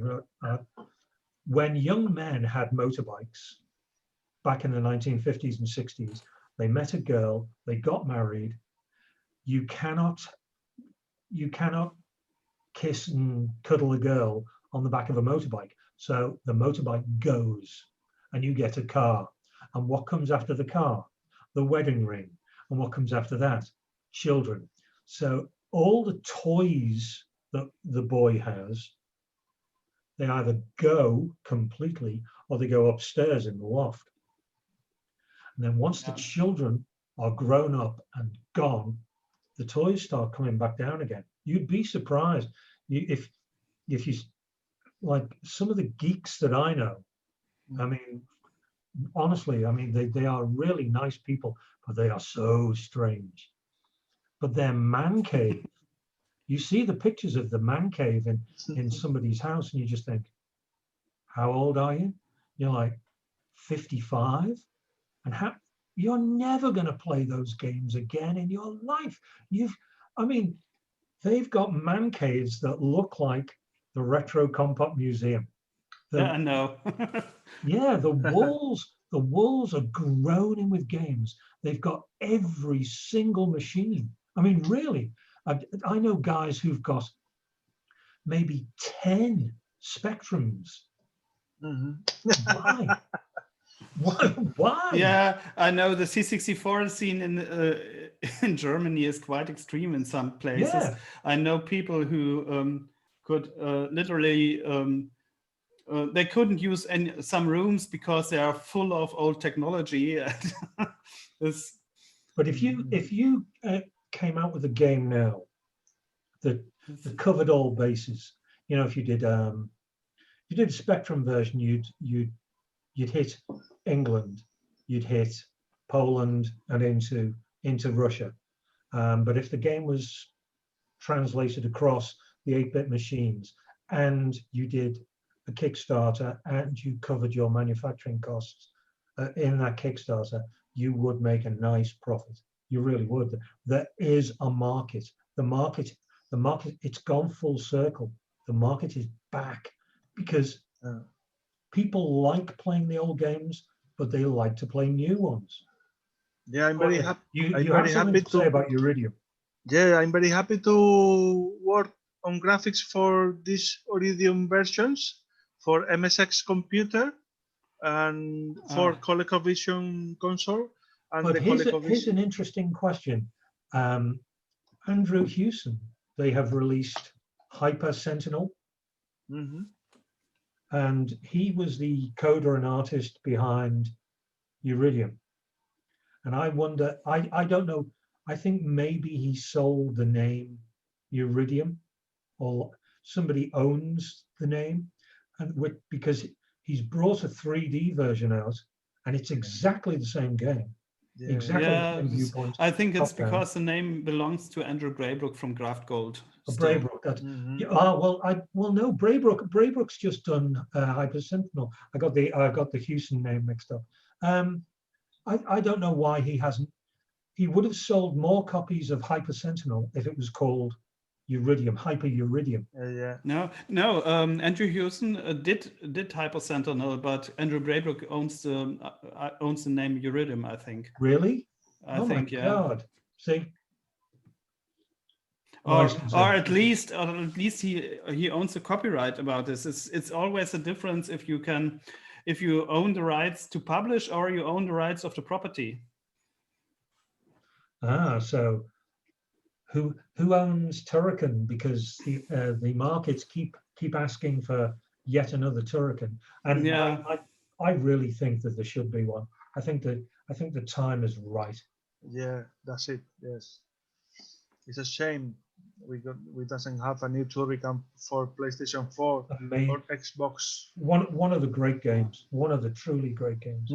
But for this subject, I'd like to ask Richard about his reshoot series, which was what was the main reason why you started developing the game, or why because you like to see a box of this on the shelf? You mean like this box? Yeah, like this box. Great, my man. We have to travel back in time to the year 1991, because that's when I when I worked on Amiga games, and I worked on a horizontal shoot 'em up game. And but that's also the time when I thought about how should my career look like. And I had either I had to make a decision if I would want to either be a game scholar or a game designer, or if I want to do a kind of editorial career, which I also wrote some features for a couple of magazines in the years before 1991. And yeah, actually at the end of 1991, I started to work at Amiga Joker magazine, and that did not leave me, I did not have any time left to work on actually developing games. And now we fast forward to the year 2015, when I kind of resurrected my Amiga 1200, and I just checked if the hard drive works, if some of the floppy, the 3.5 disks still work, and I found an old source code of mine, which I stopped developing in 1991.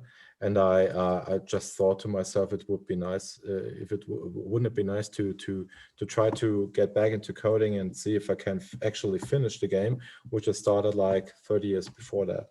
And that's how I started to work on the first reshoot game, which is this one. It's actually a physical copy.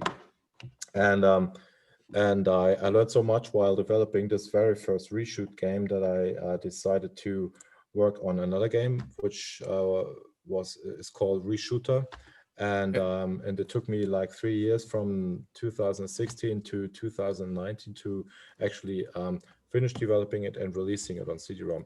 And the reason for it's a good moment to show it. Robin is sitting in front of Reshoot R some minutes, and perhaps he can show us Reshoot R. Robin. Yeah, great. You say minutes, I would say hours. So what we got in front is an Atari 1200. Amiga. Did I say Atari? Yes. It's Atari, it's Amiga. Yeah. So you see how many hours I sit in front of this thing and wait that It's still an tell Amiga. something about it. Oh my God. So Richard, come on. Let's tell us why this program runs on such a machine from 1993. Such a weird idea. I think it's 1992. It runs on this machine because it's a beautiful machine. It's quite simple. I just like the looks of it. I like the technical, some technical aspects of it. And at the time in 1992, I was a big fan of the machine because I used to be editor-in-chief of Amiga Joker magazine, so I had to feel some love for the machine naturally. And I actually just love the machine, and it makes sense. This is actually the only Amiga I have left in my which is still mine. I sold each and every other Amiga I ever had, and I kept this one because it's just a complete Amiga to me. It's quite fast. It has an EGA chipset, which means it's full of color. It can do some pretty good sound, and it's got a hard drive built in. And it's basically the first real usable Amiga computer which I had, which I could use for some office stuff and also for gaming and also for developing games, and that's why I kept it. And that's why the game runs on this machine, because it's the only machine I could really test my game on myself, and also because the EGA chipset built into the machine gave me the opportunity to do some tricks which were probably not possible on an Amiga 500, because this game uses lots of colors. It uses sprites which are 64 pixels wide, which older Amigas cannot display, and it uses CD quality audio, which would be a problem to do on an Amiga 500, and it's just a beautiful machine basically. Yeah. See that fog effect, for example. That's something which it could be done on Amiga 500, but it could not be done with so many colors on screen. And it's these colors which really which I wanted to have on screen, quite simply. I have to speak a bit. Sorry for that, so that our followers and streamers see what's about your game and how much graphical things it got as a neat feature and a good good direct feeling on the joystick playing it. And as I know in our location, many people like it very much. It's a different thing playing and talking. Likes it very much. And we have some specialists who nearly play through it the whole time. How much time do you play it yourself? Do you think it's good to also be a good player, not just a good programmer? No, actually, I'm not I'm not very good at games, playing games. I'm not even good at playing my own game. You see, the thing about Reshooter is that I released the game in 2019 in May, and I always thought that it would not make sense to release a game which looks old and feels old. I always wanted to release a game which feels modern, which has a kind of a modern appearance. It should look like an old game from 1991 or something. It should look like a game which you would actually play nowadays, you know. And that's why that's why I went for all these fog effects, for all this transparency stuff. That's why I chose to spend a lot of time, or I asked Martin Amann, who did the music, I gave him a lot of memory space and a lot of time to work on the music, because I think it's very important to have the full modern package in such a game. And music is very important, game flow is very important, visuals are very important. So all these puzzle pieces which form a game, they should feel modern, and that's why I went for an Amiga 1200, because it's able to do that stuff. It's able to display graphics which are, well, which are really colorful, which do not really look old, but they can look modern if you just put enough thought and manpower into it. And that's I think we were kind of successful. I mean, there's always things which you would want to alter or make better, but I think Martin and Kevin, who did the graphics, and me, we did kind of a okay job, for given that it's basically a spare time project. It's not a full-time project, because as Simon already mentioned, it's not possible to do it as a full-time job, since there's no money to be made with it. It has to be a spare time project. And given that, we are really satisfied with how it plays and feels right now. We talk about new games on old machines and old consoles, and there's one game on the C64 which sold a lot of copies. I don't know the number which it's sold now, but there are some 1,000 copies sold of this game. Robin is showing now, Sam's Journey, of course. Robin, show us something. I think it's about 2,500 copies. Yeah, that was the amount I read 1 year ago. I don't know if there... No, it was 2,000, and it's now 500 units more. Oh, okay. Robin, show us Sam's Journey. Somehow people think modern games won't sell much. You heard it's about 2,000 plus, and this one isn't. At least it was, in my opinion, the first C64 game after years which made some impact also on the modern games, because many of the game dynamics are within the game which are truly not old. They are more modern and new. So I might show you about Sam's Journey, which also has a physical copy, which is not so does not happen so often in business. But this one is very cool, and it has a nice intro. It has graphics which didn't look like, should I say Atari C64? No, I say Commodore C64, which only is normally limited to 16 colors. Asterisk some more details. You see an intro, and a little kid is get grabbed out of the the room and into the world, and we now play into the world, fell down, and I'm always the one, all the things from the falling, and we're here, and there must be somewhere, no, I forgot it. Must be in the middle. There's something very special about this game, because it looks more like an NES game, or something like Super Mario or Donkey Kong Country, but the gameplay itself feels even more modern. It's more like a game like Shovel Knight or something like this. It's very high paced. they're very small challenges, challenge, and it's not about losing lives or something. It's more like taking risks and to manage to get over some tricky situations one after another. Yeah, it looks amazing. If we talk about new games on old computers, Oliver can tell us a lot of more things about it, because he is doing new things on old computers, I would say nearly every day, I think. Oliver, you decide to do new things on these computers too. Yes, but I'm not only attached to one system. I did very many systems back the recent years. Some were mentioned right now. I did mostly on the C64, but I also did some pixels for this reshooter project, and I also did graphics on Atari Lynx, and I did some stuff for the Vectrex, which is a completely different system, which is not pixel based at all. It's more like vector graphics only. And for me, it's most interesting to challenge myself, to do things that I've never done before.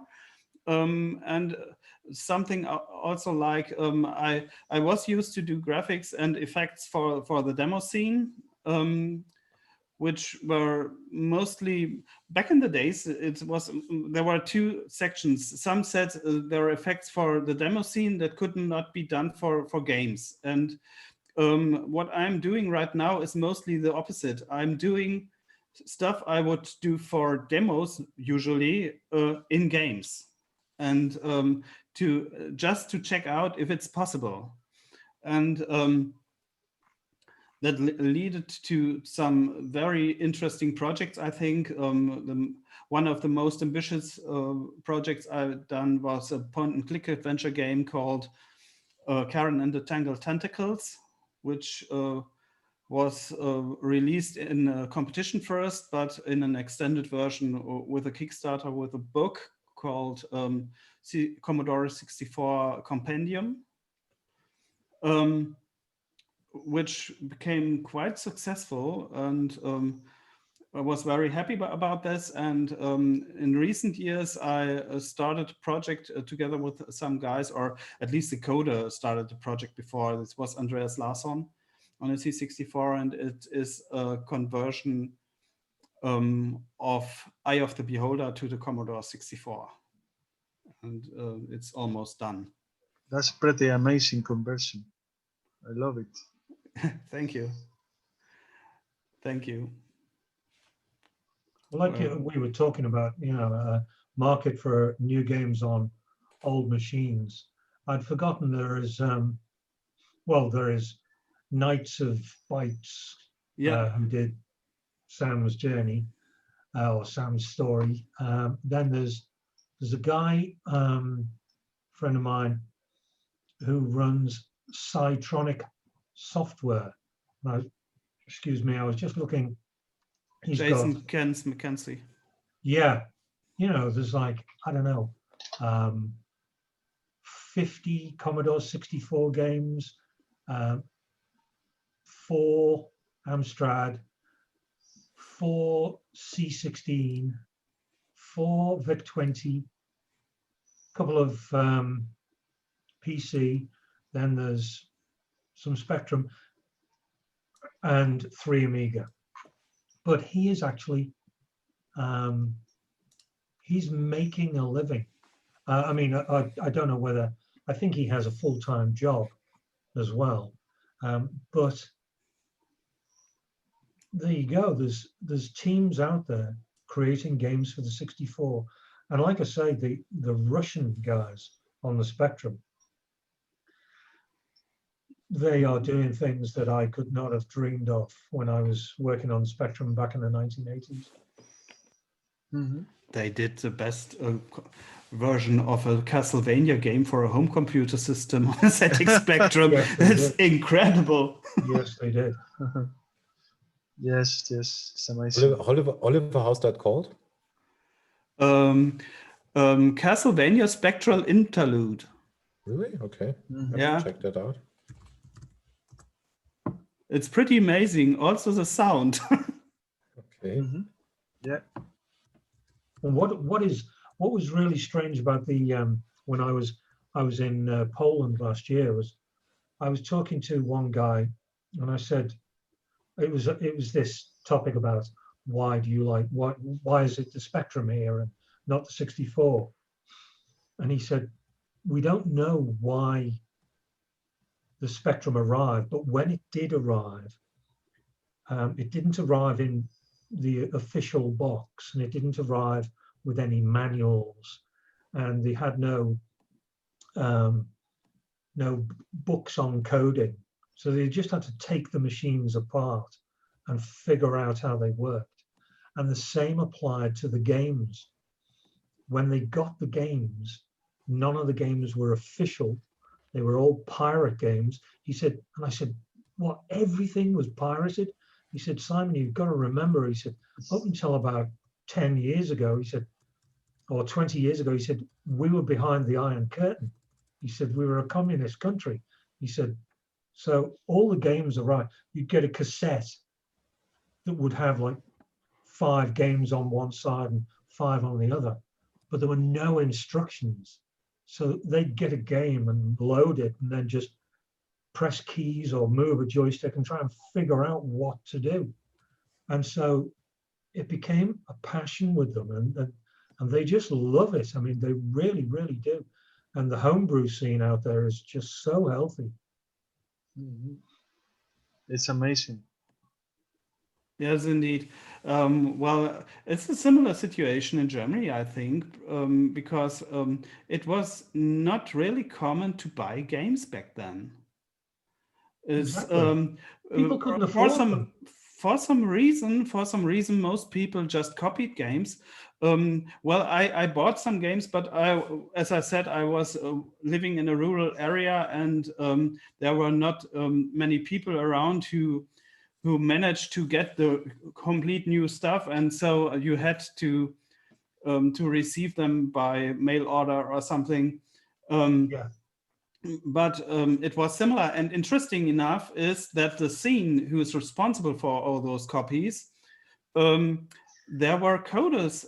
They started coding with some introductions for their cracked games where they removed the protection, and then started doing demo stuff, and also started programming games. By the way, what you see in the back of mine, this is the introduction of the Eye of the Beholder. It's amazing. It really is. Mm. And I have to say, it's interesting is this project lasts about 3 years, and I'm working about 20 hours a week on this. Wow, that's very hard job. Yeah, but this is kind of a spirit where you are doing this as a hobby, and it's so. When I'm doing demos, it's also not for the money. It's just for competition and for winning some stuff, and that people are talking about things that you are doing, but also mostly for myself. I'm usually doing such things for myself, just because just because I want to something like this. I don't know if you know the original game, but the animations here they look more rough on the original Amiga or PC version. Yeah, The original wasn't as good as that. Yeah. Oliver, do you have the okay from the original copyright owners to do that conversion? No, it's a similar thing about this. What was talked before, what was mentioned before with Lords of Midnight and stuff. The thing is, we asked the copyright owners, but they said we're not interested. They don't said no or something like this. They just said we are not doing anything with this. We don't want to, and this is. Which is, I think, better than how Nintendo acts in such cases, because we're just doing it for ourselves. Are you going to try and sell this? I don't think. No. can't. No, we already decided to publish this open source. Okay, a lot of work for publishing this open source. Yeah. That's the same story we had with the Pinball Dreams for Amstrad CPC. We were in contact with the Oliver twins that work at Rebellion at that time, like 3 or 4 years ago, and we tried to contact the manager many times, and he wasn't interested. So we keep working on the game, but we finish it, but we didn't sell it. We just send copies for free to our friends and to our people, and that's it. You know, but Pinball Dreams is change releasing. the name of the title to something like Beholder's Eye, and so That's you still got the story and all the heroes. Well, just change. My eye is older. Well, we were talking about this, but it makes no sense. It does. It does. After 3 years' work, you deserve something for that, and you certainly deserve something for something so technically and visually amazing.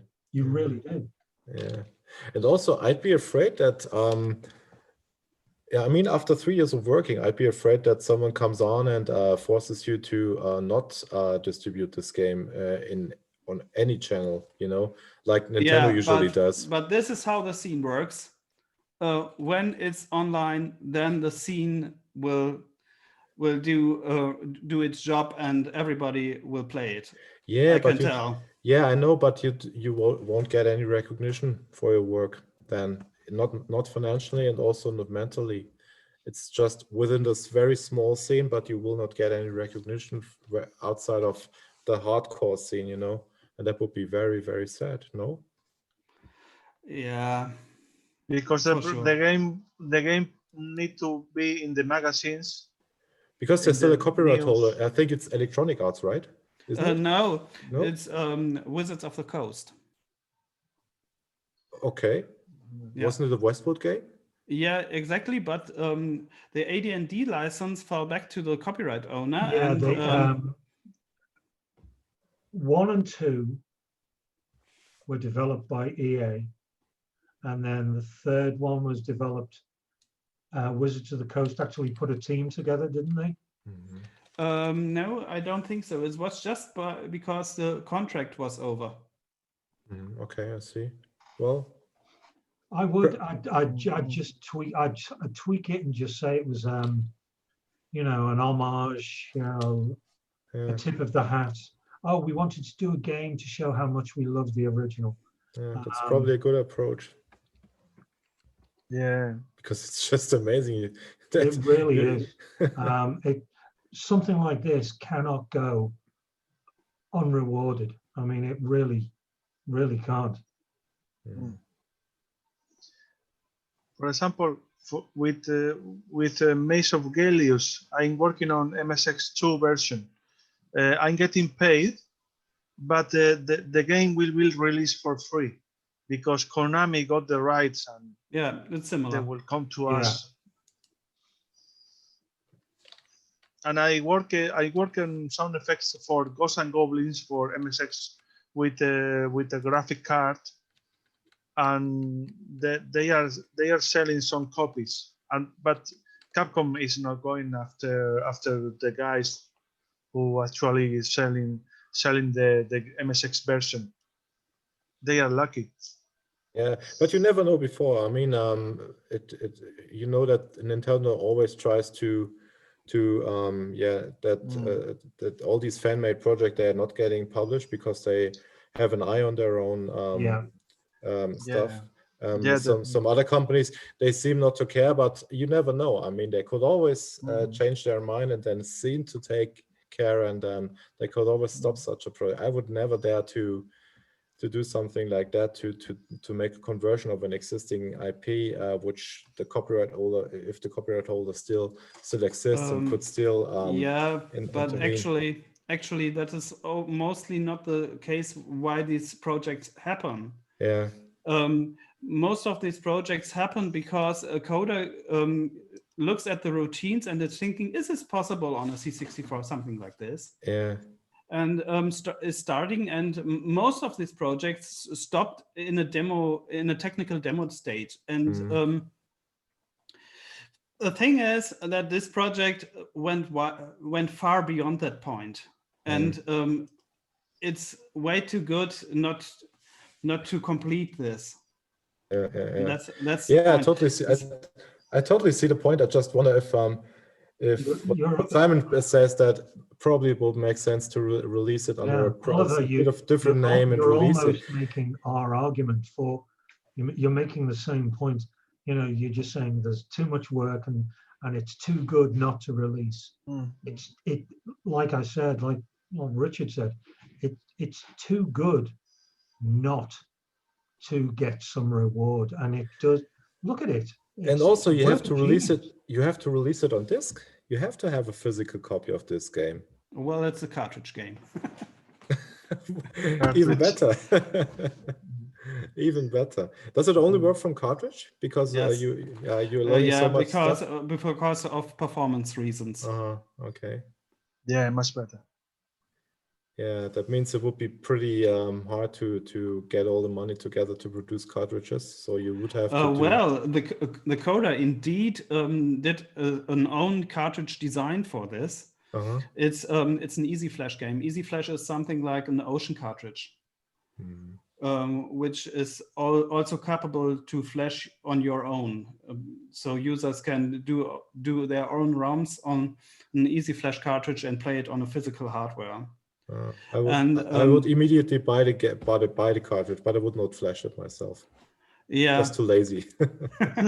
Yeah, but he did, because those cartridges are not that cheap, the original ones, and he designed a low-cost version, and so that people can play it on a physical hardware when the game is released. But you should bundle with the new Commodore C65 if it ever gets a release.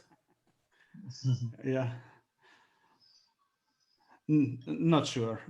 I guess our approach is interesting, and I think that people are talking about it right now. So, they are. I'm checking online, and they are. Yeah.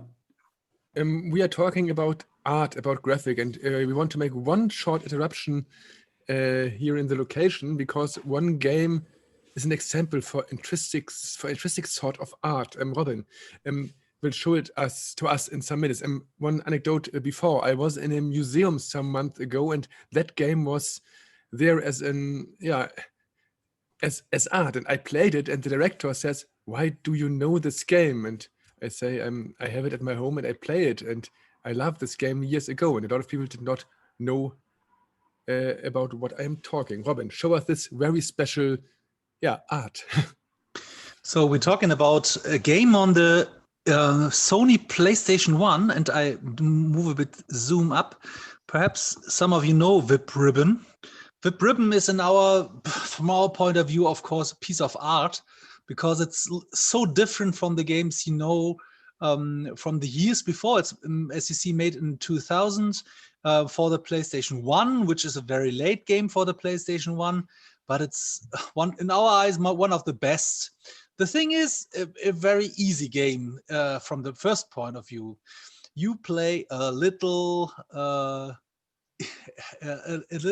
animated figure in different shapes. This one is like a bunny, but you differ in size, in form. And in the first place, it's a music game. So you say game, and then you pick a song you want to play, and you see the graphics is always in vector style. So there's no filling, it's no graphic no color than black and white. And let's play Whip Ribbon. Let's take it easy, otherwise I will lose. So you play this nice bunny running on 2D on a line, and you hear music, and you have to push in the right moments to the music. And from the first thing you say, oh no, it's just a music game. But the thing is, you can put any CD you got at home inside the CD drive, and you can play it with any music you listen to or you don't like to listen to, and just like to it's this music is generated or is pre-listened, and it leads to a different type of play. So you can play to classic, you can play to hardcore, you can play to heavy metal, you can play to every type of music. And this game makes it to a graphics. And for us, this is of course a piece of art. And as Patrick mentioned, it was in the in an exhibition. What was this one? Ah, yeah, okay. It was in an exhibition, and of course, it leads. This one belongs to an exhibition. Do you know the game? The four of you? Yeah. I couldn't play it. I was terrible at it.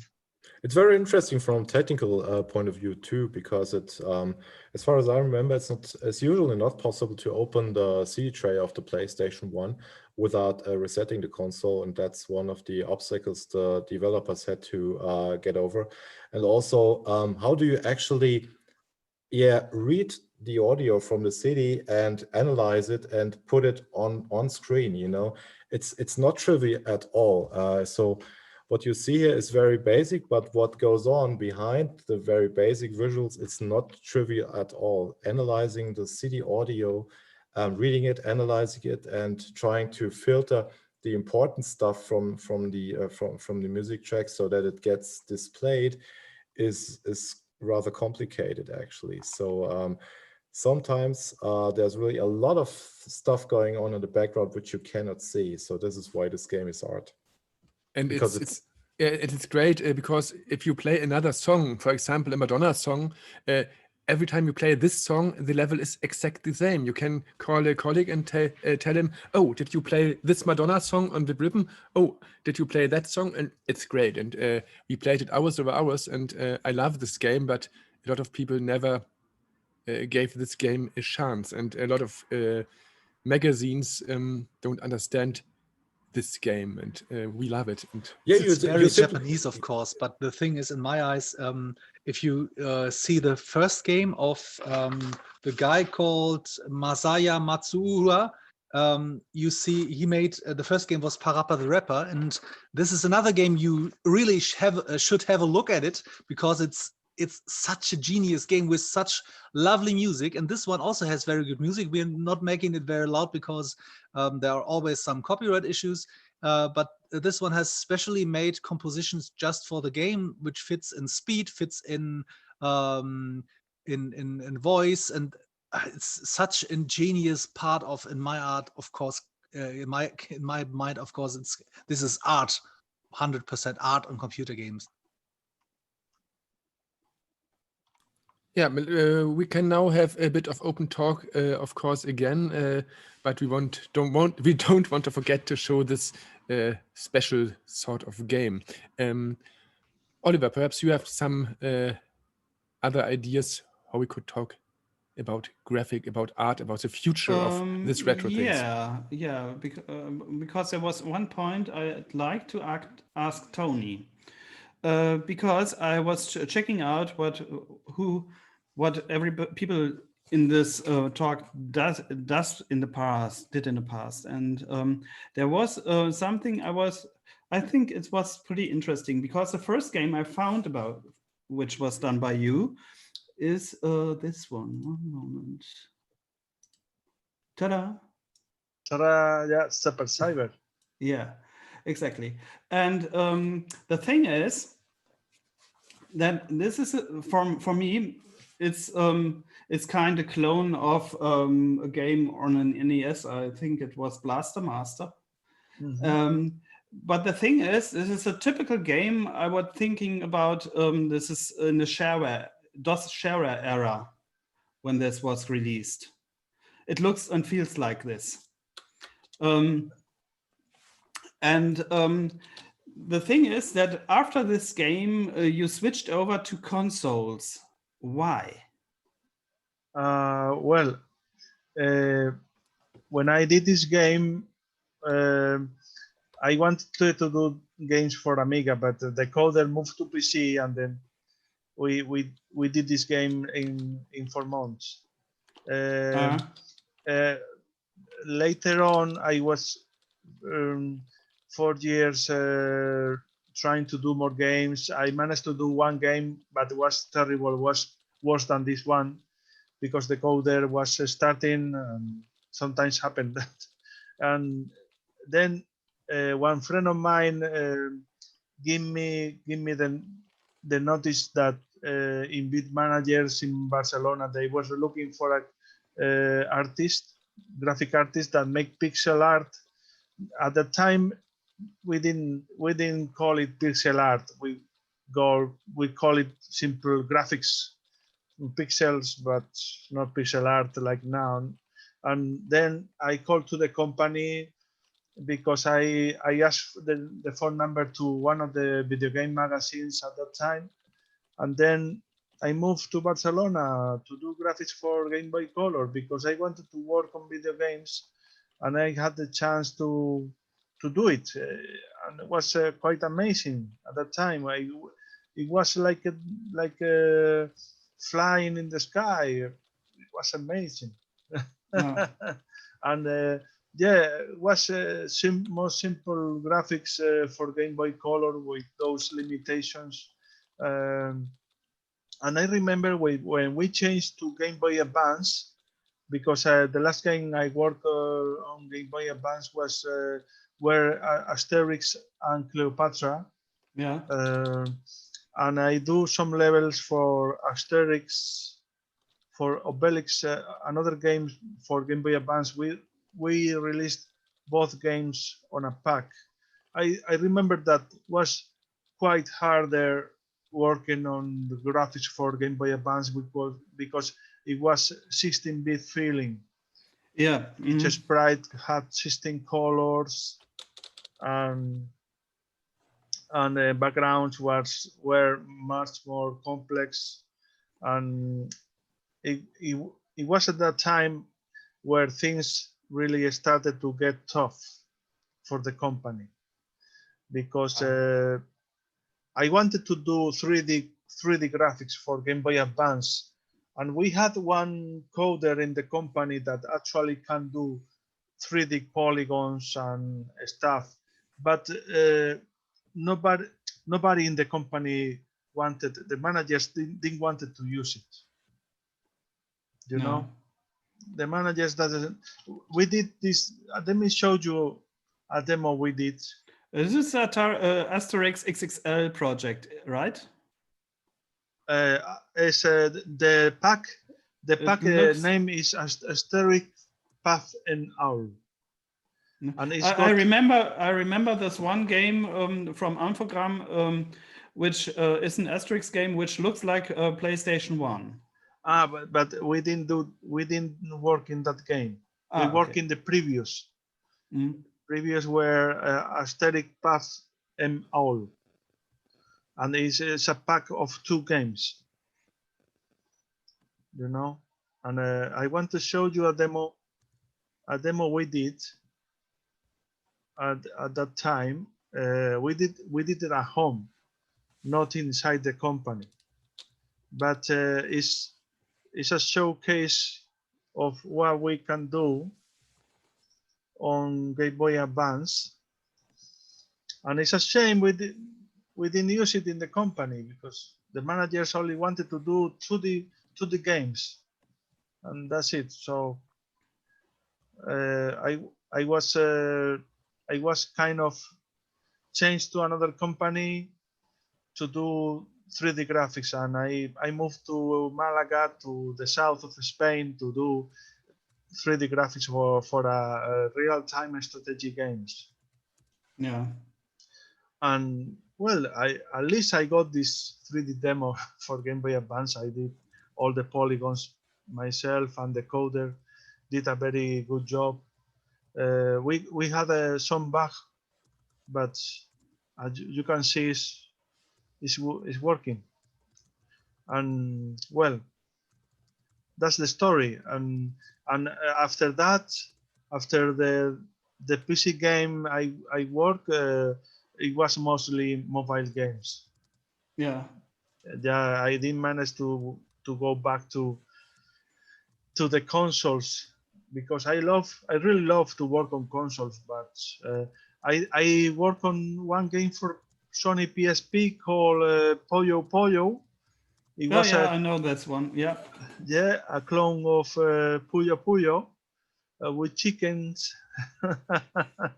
And after that, I mostly did games for mobile, for MSX, for Amiga. I managed to do one. I tried to do games for Spectrum, but all run is waiting for another coder. And well, maybe I start another game for Spectrum, or maybe I do some other game for MSX, or for, I don't know, depends the coder or the time, but I really started many projects for these classic machines. Yeah. And a little bit of them is going to be finished. Yeah. Well, as you mentioned the Game Boy Advance, I was trying out some graphic modes, and what I found pretty interesting is that what you said, that they had a very 8-bit feel.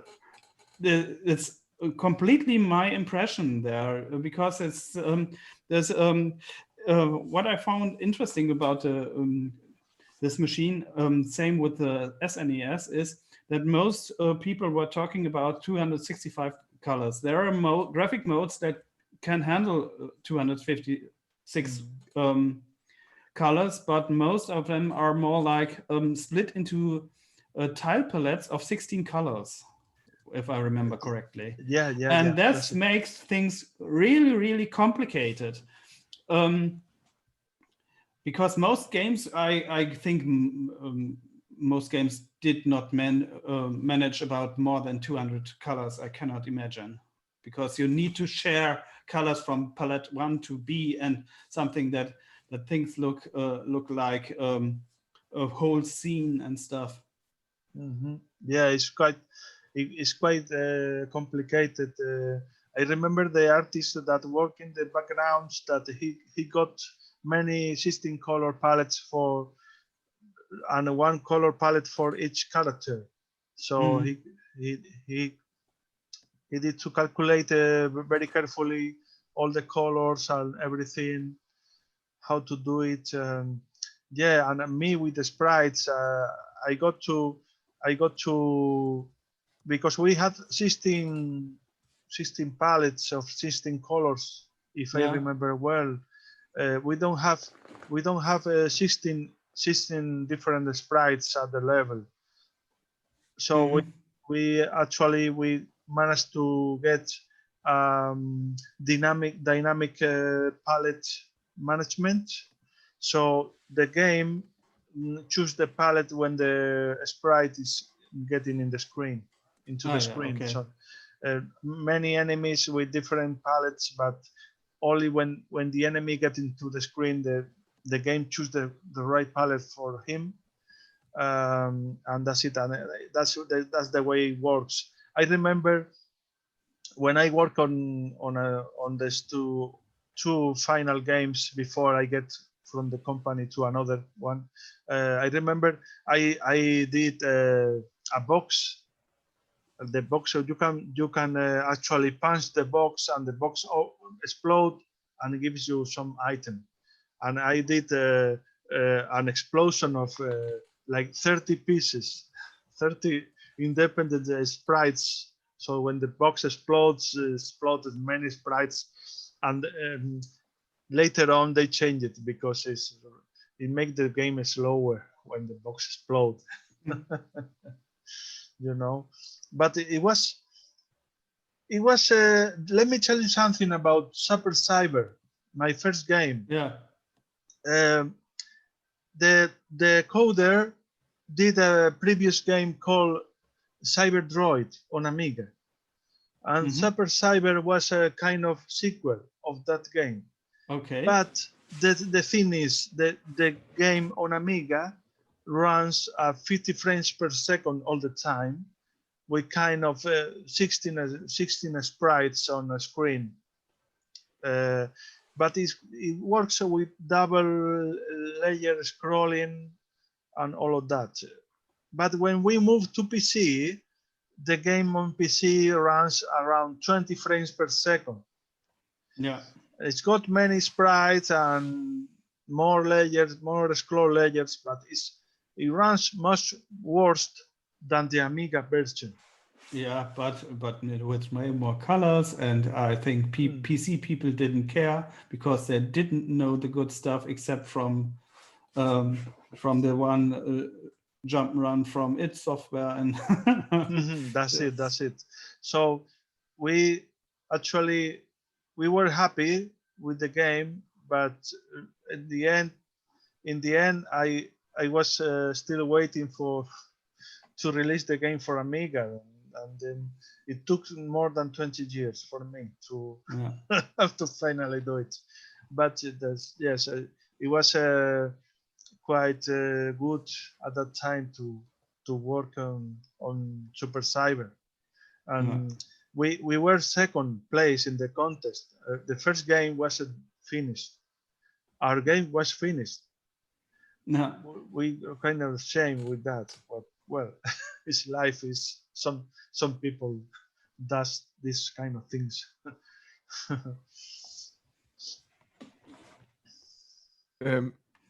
I have a question again. Can you tell us how the way you work changed over the years? Today, for example, you don't usually develop on the old original hardware, I think. Can you tell us something about the past and the nowadays? Well, in the old days, I worked on Amiga, many graphics. Until 1999 or 2000, I worked all the graphics on Amiga for many things, but only 2 games I managed to do. And the graphic test I did for bid managers to get into the company, I did with Amiga. But from 2000 and beyond, I work on PC. I work on PC tools. I work on promotion. It's fantastic program for you graphics. Can see in the background here. Yeah. And I remember I asked the manager, the graphic leader, I asked him to buy promotion, and he said, no, I'm not going to buy it. And I get pissed off. Buy it, please, buy it. And then he buy it. It was very good. It was very good. And I work all the machines, MSX, Commodore, Amiga, Spectrum, everything I work on promotion. And I got 2 versions. I got promotion 5.1 and I got promotion NG. Promotion NG is quite new for me. So I get trouble with the transparent color. And many times I tweet. You'll get used to it and you will love it. I can tell. Yeah. I love both versions. Many times I use 5.1, but many times I use NG to extract files and other things, and they are quite good. And you can, for example, you can make a video with your mobile and translate the video to promotion and check the sprite or draw on top of the video. It's quite amazing. It's something you will find impossible to do on Deluxe Paint, because you cannot capture the video as good as you do in the PC or other things. Richard, how do you develop games for old computers today? You don't develop on the H1200, or? Actually, no. I'm using a cross-development setup. So I used to work on the Amiga 1200 in the old days, but I'm now working on a setup which is Mac-based. So I'm using an Xcode development system, which is usually used by coders for developing iPhone games, and I'm using this as a kind of a deluxe editor to handle the source code, to also to being able to see different stages of my source code. I then transfer the source code to an emulator, an Amiga emulator, and this emulator then starts the code, and I can check if the game runs the way I want it to be. I need to mention also the VASM cross assembler, which is used to compile an executable file, a game file which can be run on an Amiga from the source code which I developed on Xcode.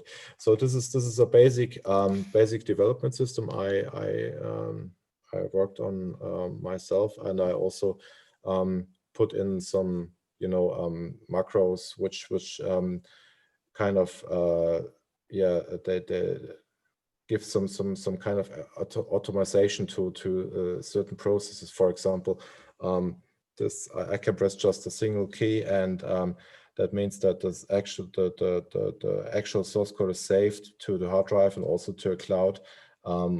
It's also saved to a version control system, which means I can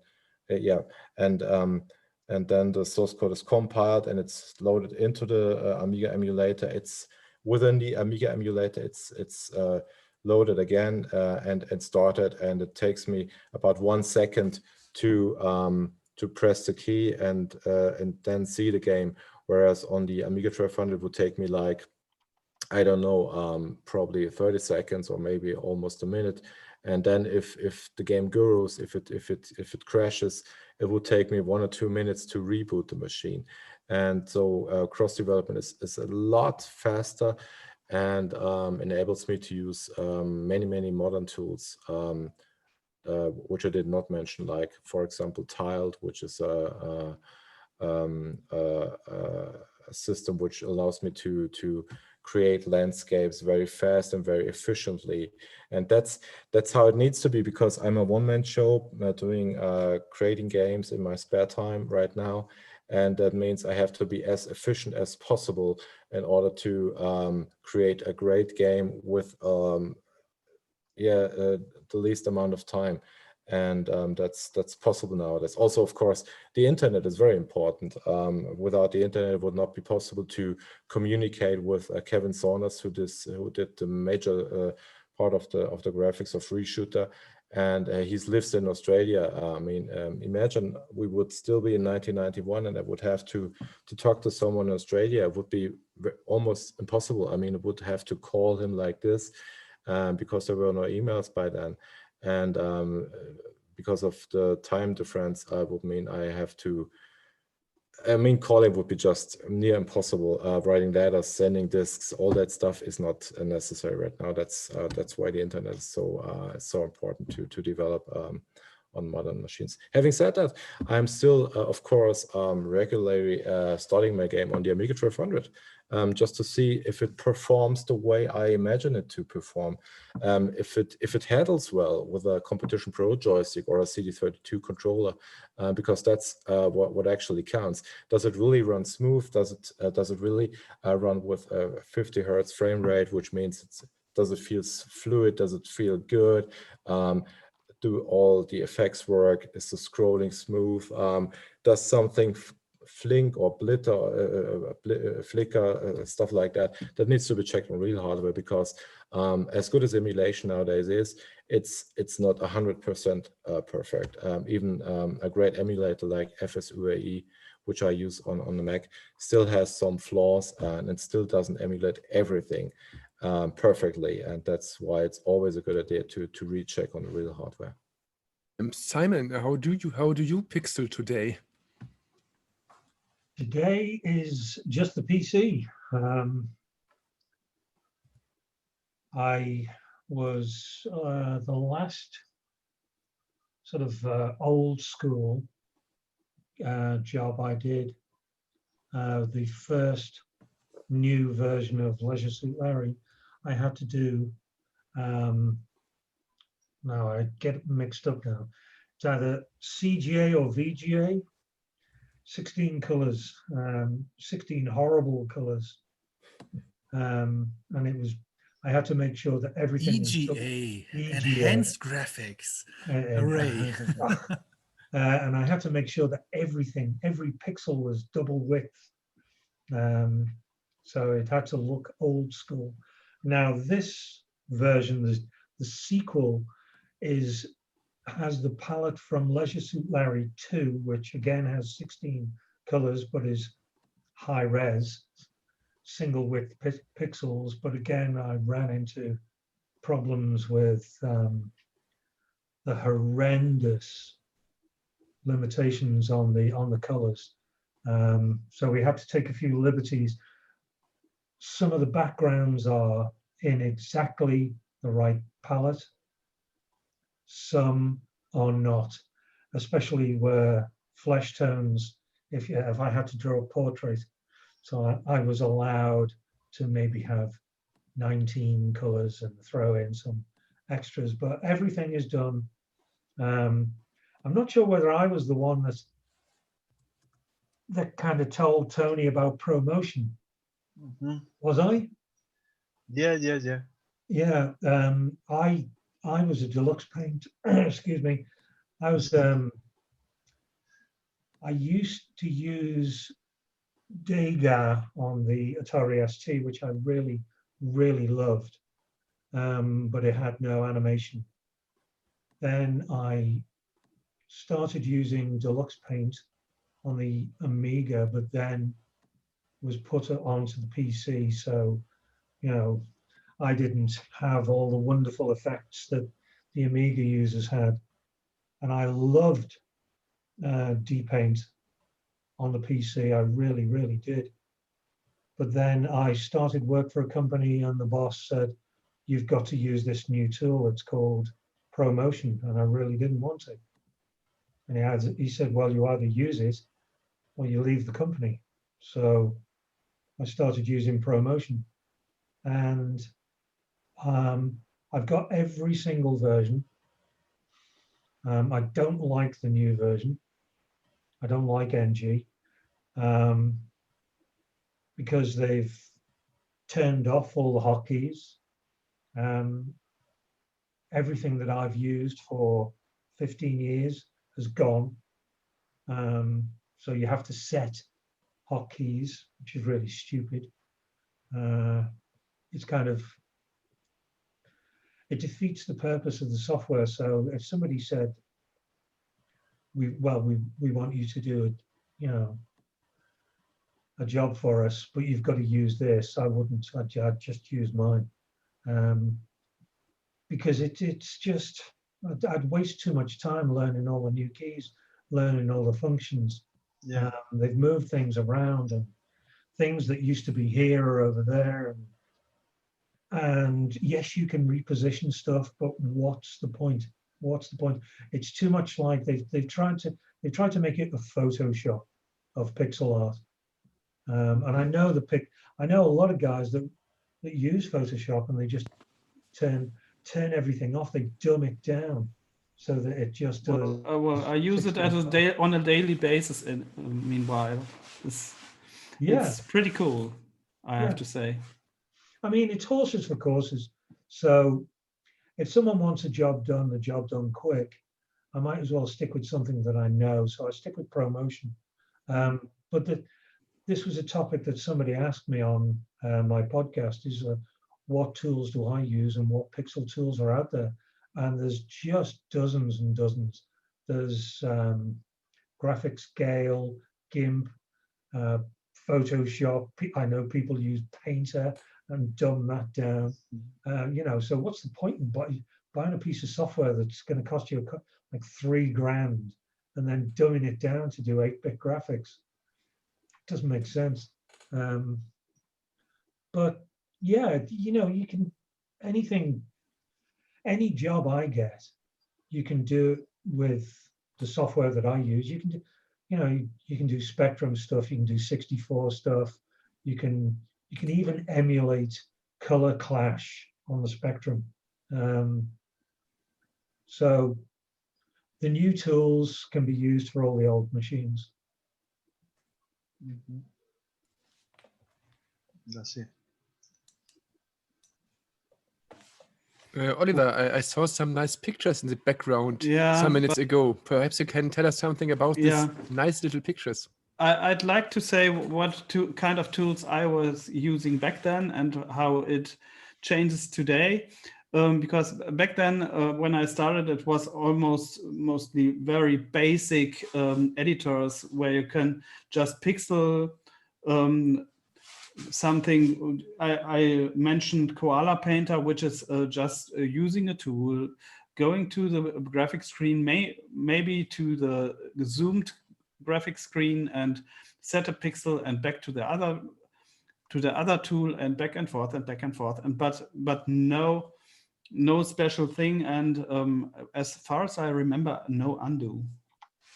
Or at least one undo or two undo, I don't know. I don't remember correctly. While we are using those things, we started pretty early with cross development, even for graphics in parts. So in 1991, I started with Deluxe Paint doing C64 graphics and using a conversion tool and transferred the whole thing to a tool called Game Graphics Designer on the C64, and just to manage the whole loss which was caused to because of the restrictions and because tools back then were not possible to check out the limitations of the C64. At least Deluxe Paint couldn't do this. And the other one which we did was a level editor, because we did not have a development tool similar to Katakis, or I guess Ocean had also editors for game graphics and stuff. And we did something similar, which was the Map Edit tool, which was mouse-based. We had an adapter for Amiga mouse to use this. And it's a level editor just for one game, for just the game which was my last project there. And the thing is that this is also a map editor. Same time, it's an editor for tiles and character set in one shot. Colors could be changed for each character in each tile, which was not common back then. Most games had 4-color graphics usually, or they had graphics which where the tile sets the color for the whole thing. And here I could change everything. And something which is also very special, this is what you see here, that a character set can manage 2 resolutions at once. And this was quite advanced, especially because it was possible to switch character sets in the middle of a screen, wherever I wanted. The scrolling routine of the coder managed to set splits dynamically, and I could choose 2 splits each tile line, or each character line, I'd say. A split could be a fixed color, which can be changed, or it could be a character set, which could be changed. So this, a level had almost not 265 chars, it has 768 chars, or 768 tiles. It's similar to Amiga standards, what we did here. Mm-hmm.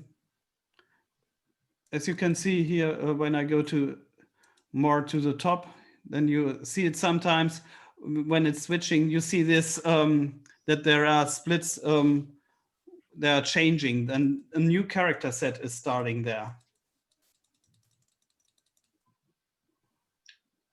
And that was a way to get way more graphics into the system back then. And this was how we worked on the C64 during that time.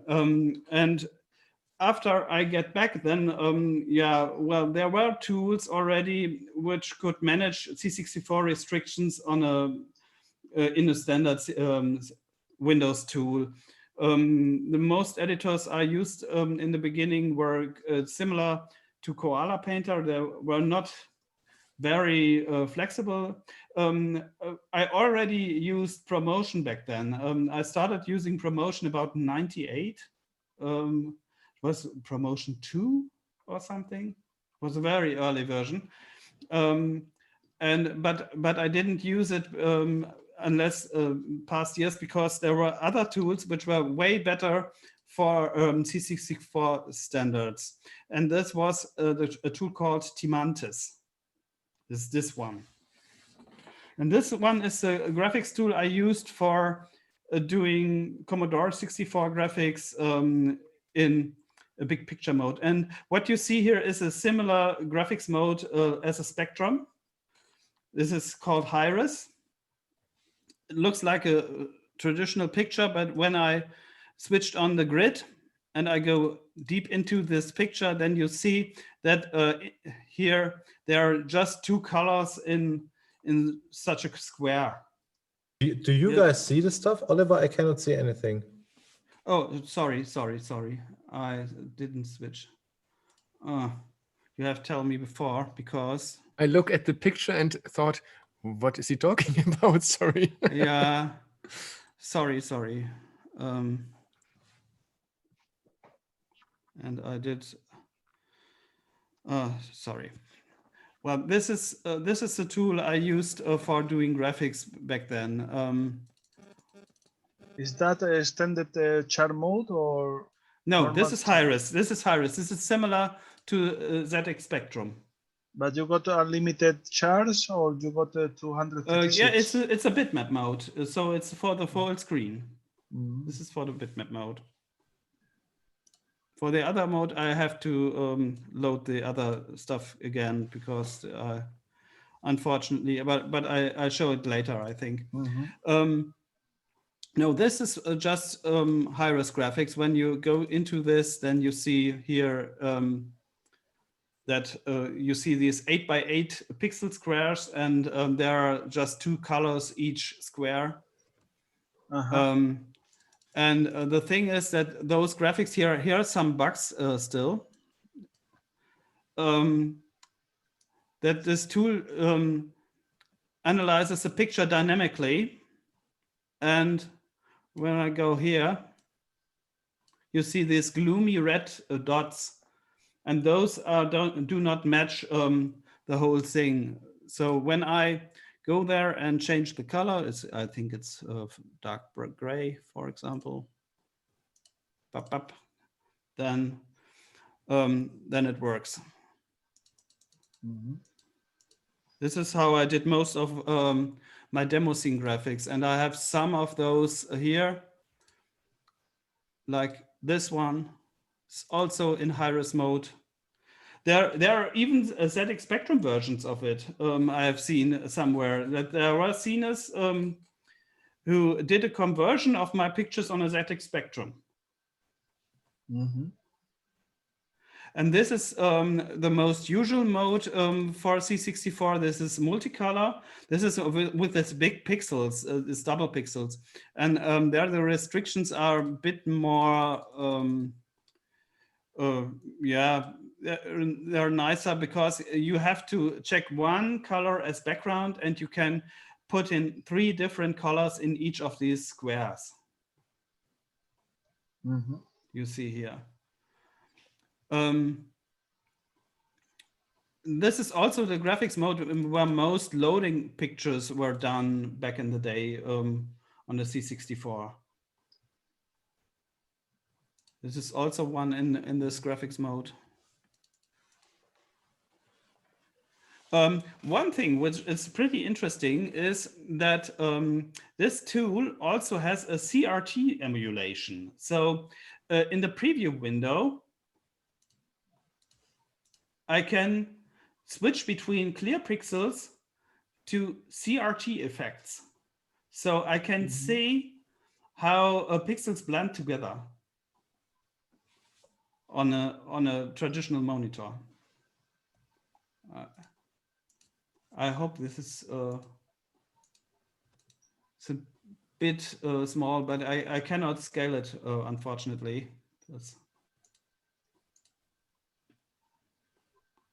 And this is something which happened the past years in the C64 demo scene, that this is actually a C64 picture without any flicker.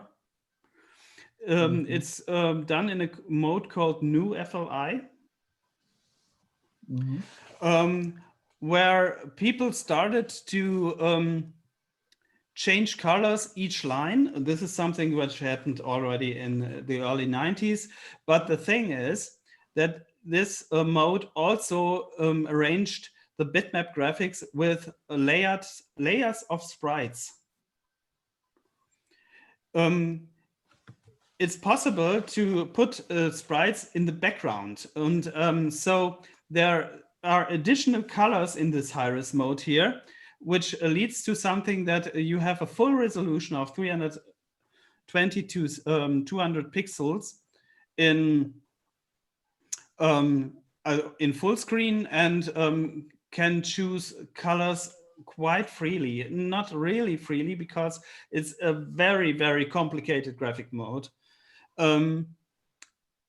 when you deal with it. But as you can see, you can arrange pictures which are actually Atari ST standards. Could you switch off the sprite layer now to see? Not on this picture, no. I have something here, not in this picture. I need to open another one. Because I started later on with a helping layer to visualize the sprites, where the sprites are located.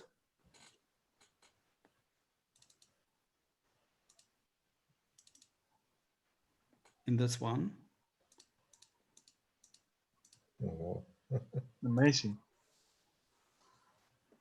So, and what you see here, there are lots of stripes over there. Man. And each stripe here is a unique sprite color.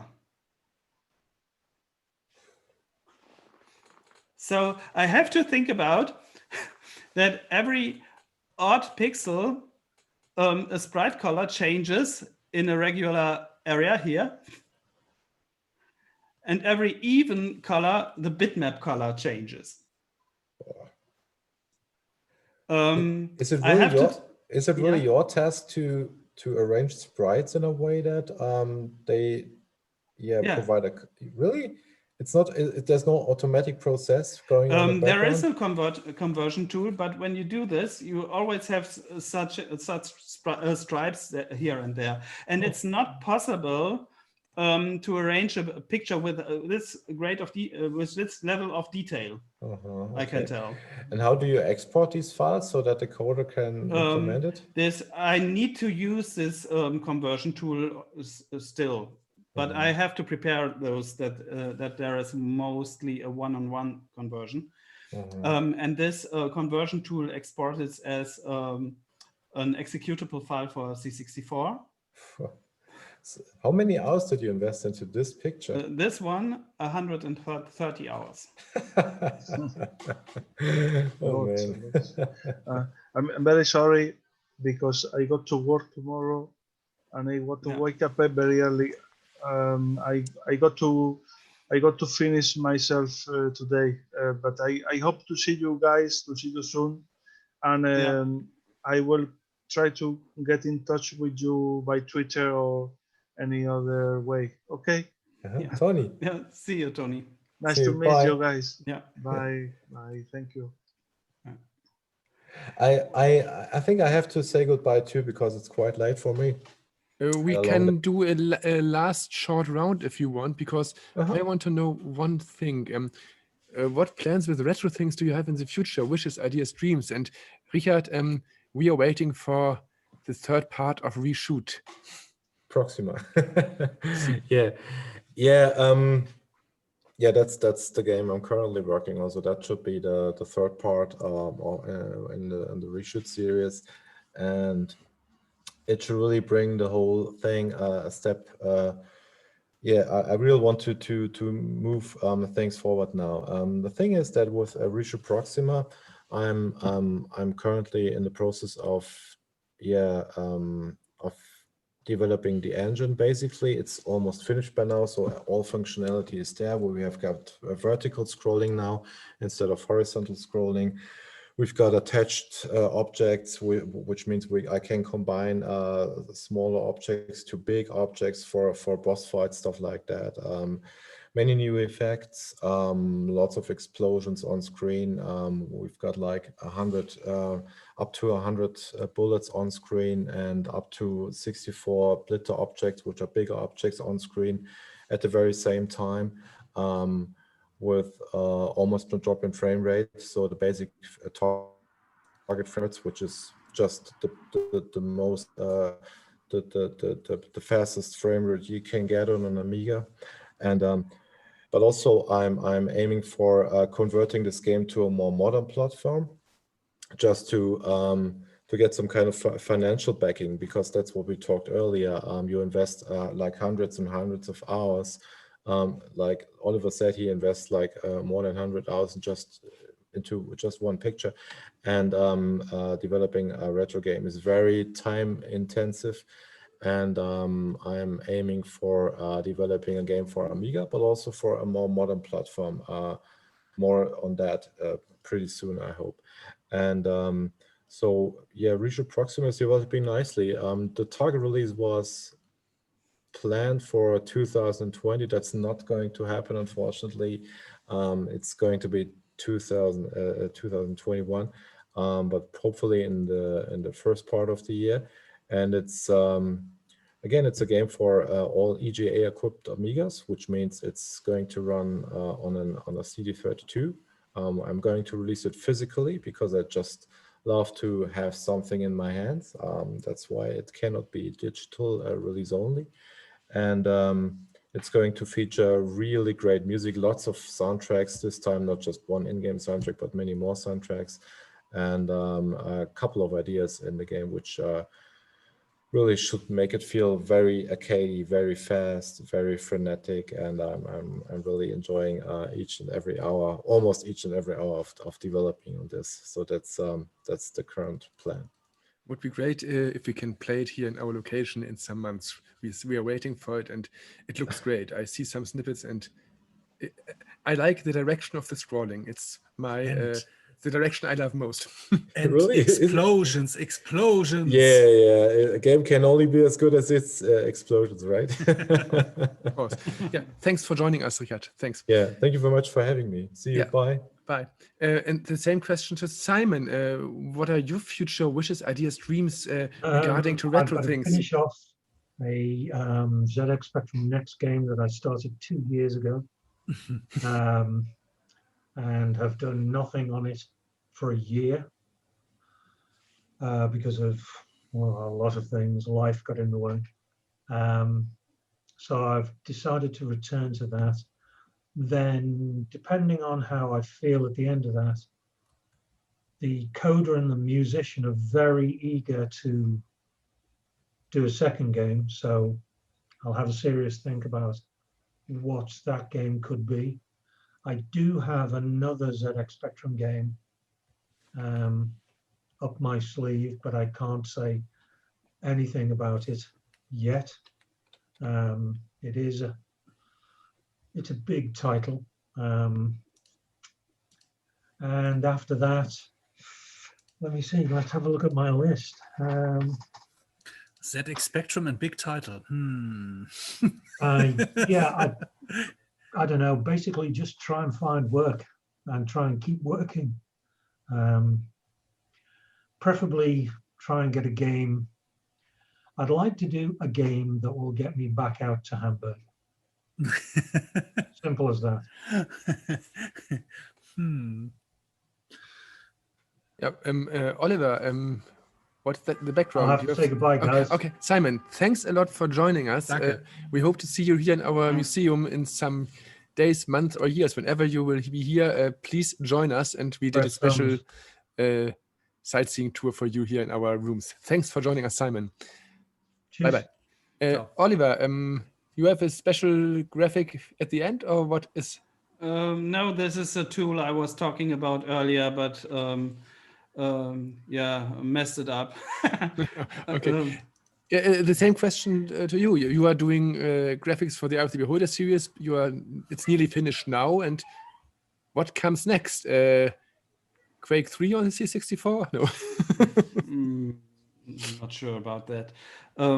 No, first of all, I have some backlog with projects I would firstly trying to finish. It's like we did a table soccer game. Which should have a 4-player mode. This is on my bucket list. Or we have some versions of the Assembloids game, which hasn't been shown here, but it's a action puzzle game for various platforms, and I have some stuff here because we want to do a cartridge version for the Atari Lynx, and after that there is a huge project with the Karen and the Tangled Tentacles tool. Yeah, okay. Thank you, Oliver, and thank you for joining us and helping us to do this panel. Yeah, we are here in our museum. We have some nice views. Robin shows us some nice games, and perhaps Robin can tell our viewers again how to find us here. If you're in Hamburg at any time, perhaps we can join together here. Robin, some last words from you. Famous last words. Yeah. Au revoir on the one side, auf Wiedersehen, gute Nacht and goodbye. But the other thing is our retro location, our retro museum is in Hamburg Horn, which is on the eastern side of the Alster, if you know the city. And we are always happy to see people with interest or people without interest want to see something here. Our exhibition is open on Thursdays from 18 to 22 p.m. and we are open for everybody. In times of COVID-19, you always have to send us an email before. That's the only thing, and you will find us with Retro Spiele Club or Retro Gaming Club in Hamburg. I think mostly is said. You've got some news? No, I only want to tell you about our podcast again. We are the Retrokompott podcast, and you find our domain at the top of this panel, and hope to hear again. Our podcast is in German, but we plan panels such this one again. Thanks a lot. Thanks to the B3 Biennale. Thanks again to Oliver for joining us, and yeah, have a good day and hope to see you again in future or in retro times. Thanks.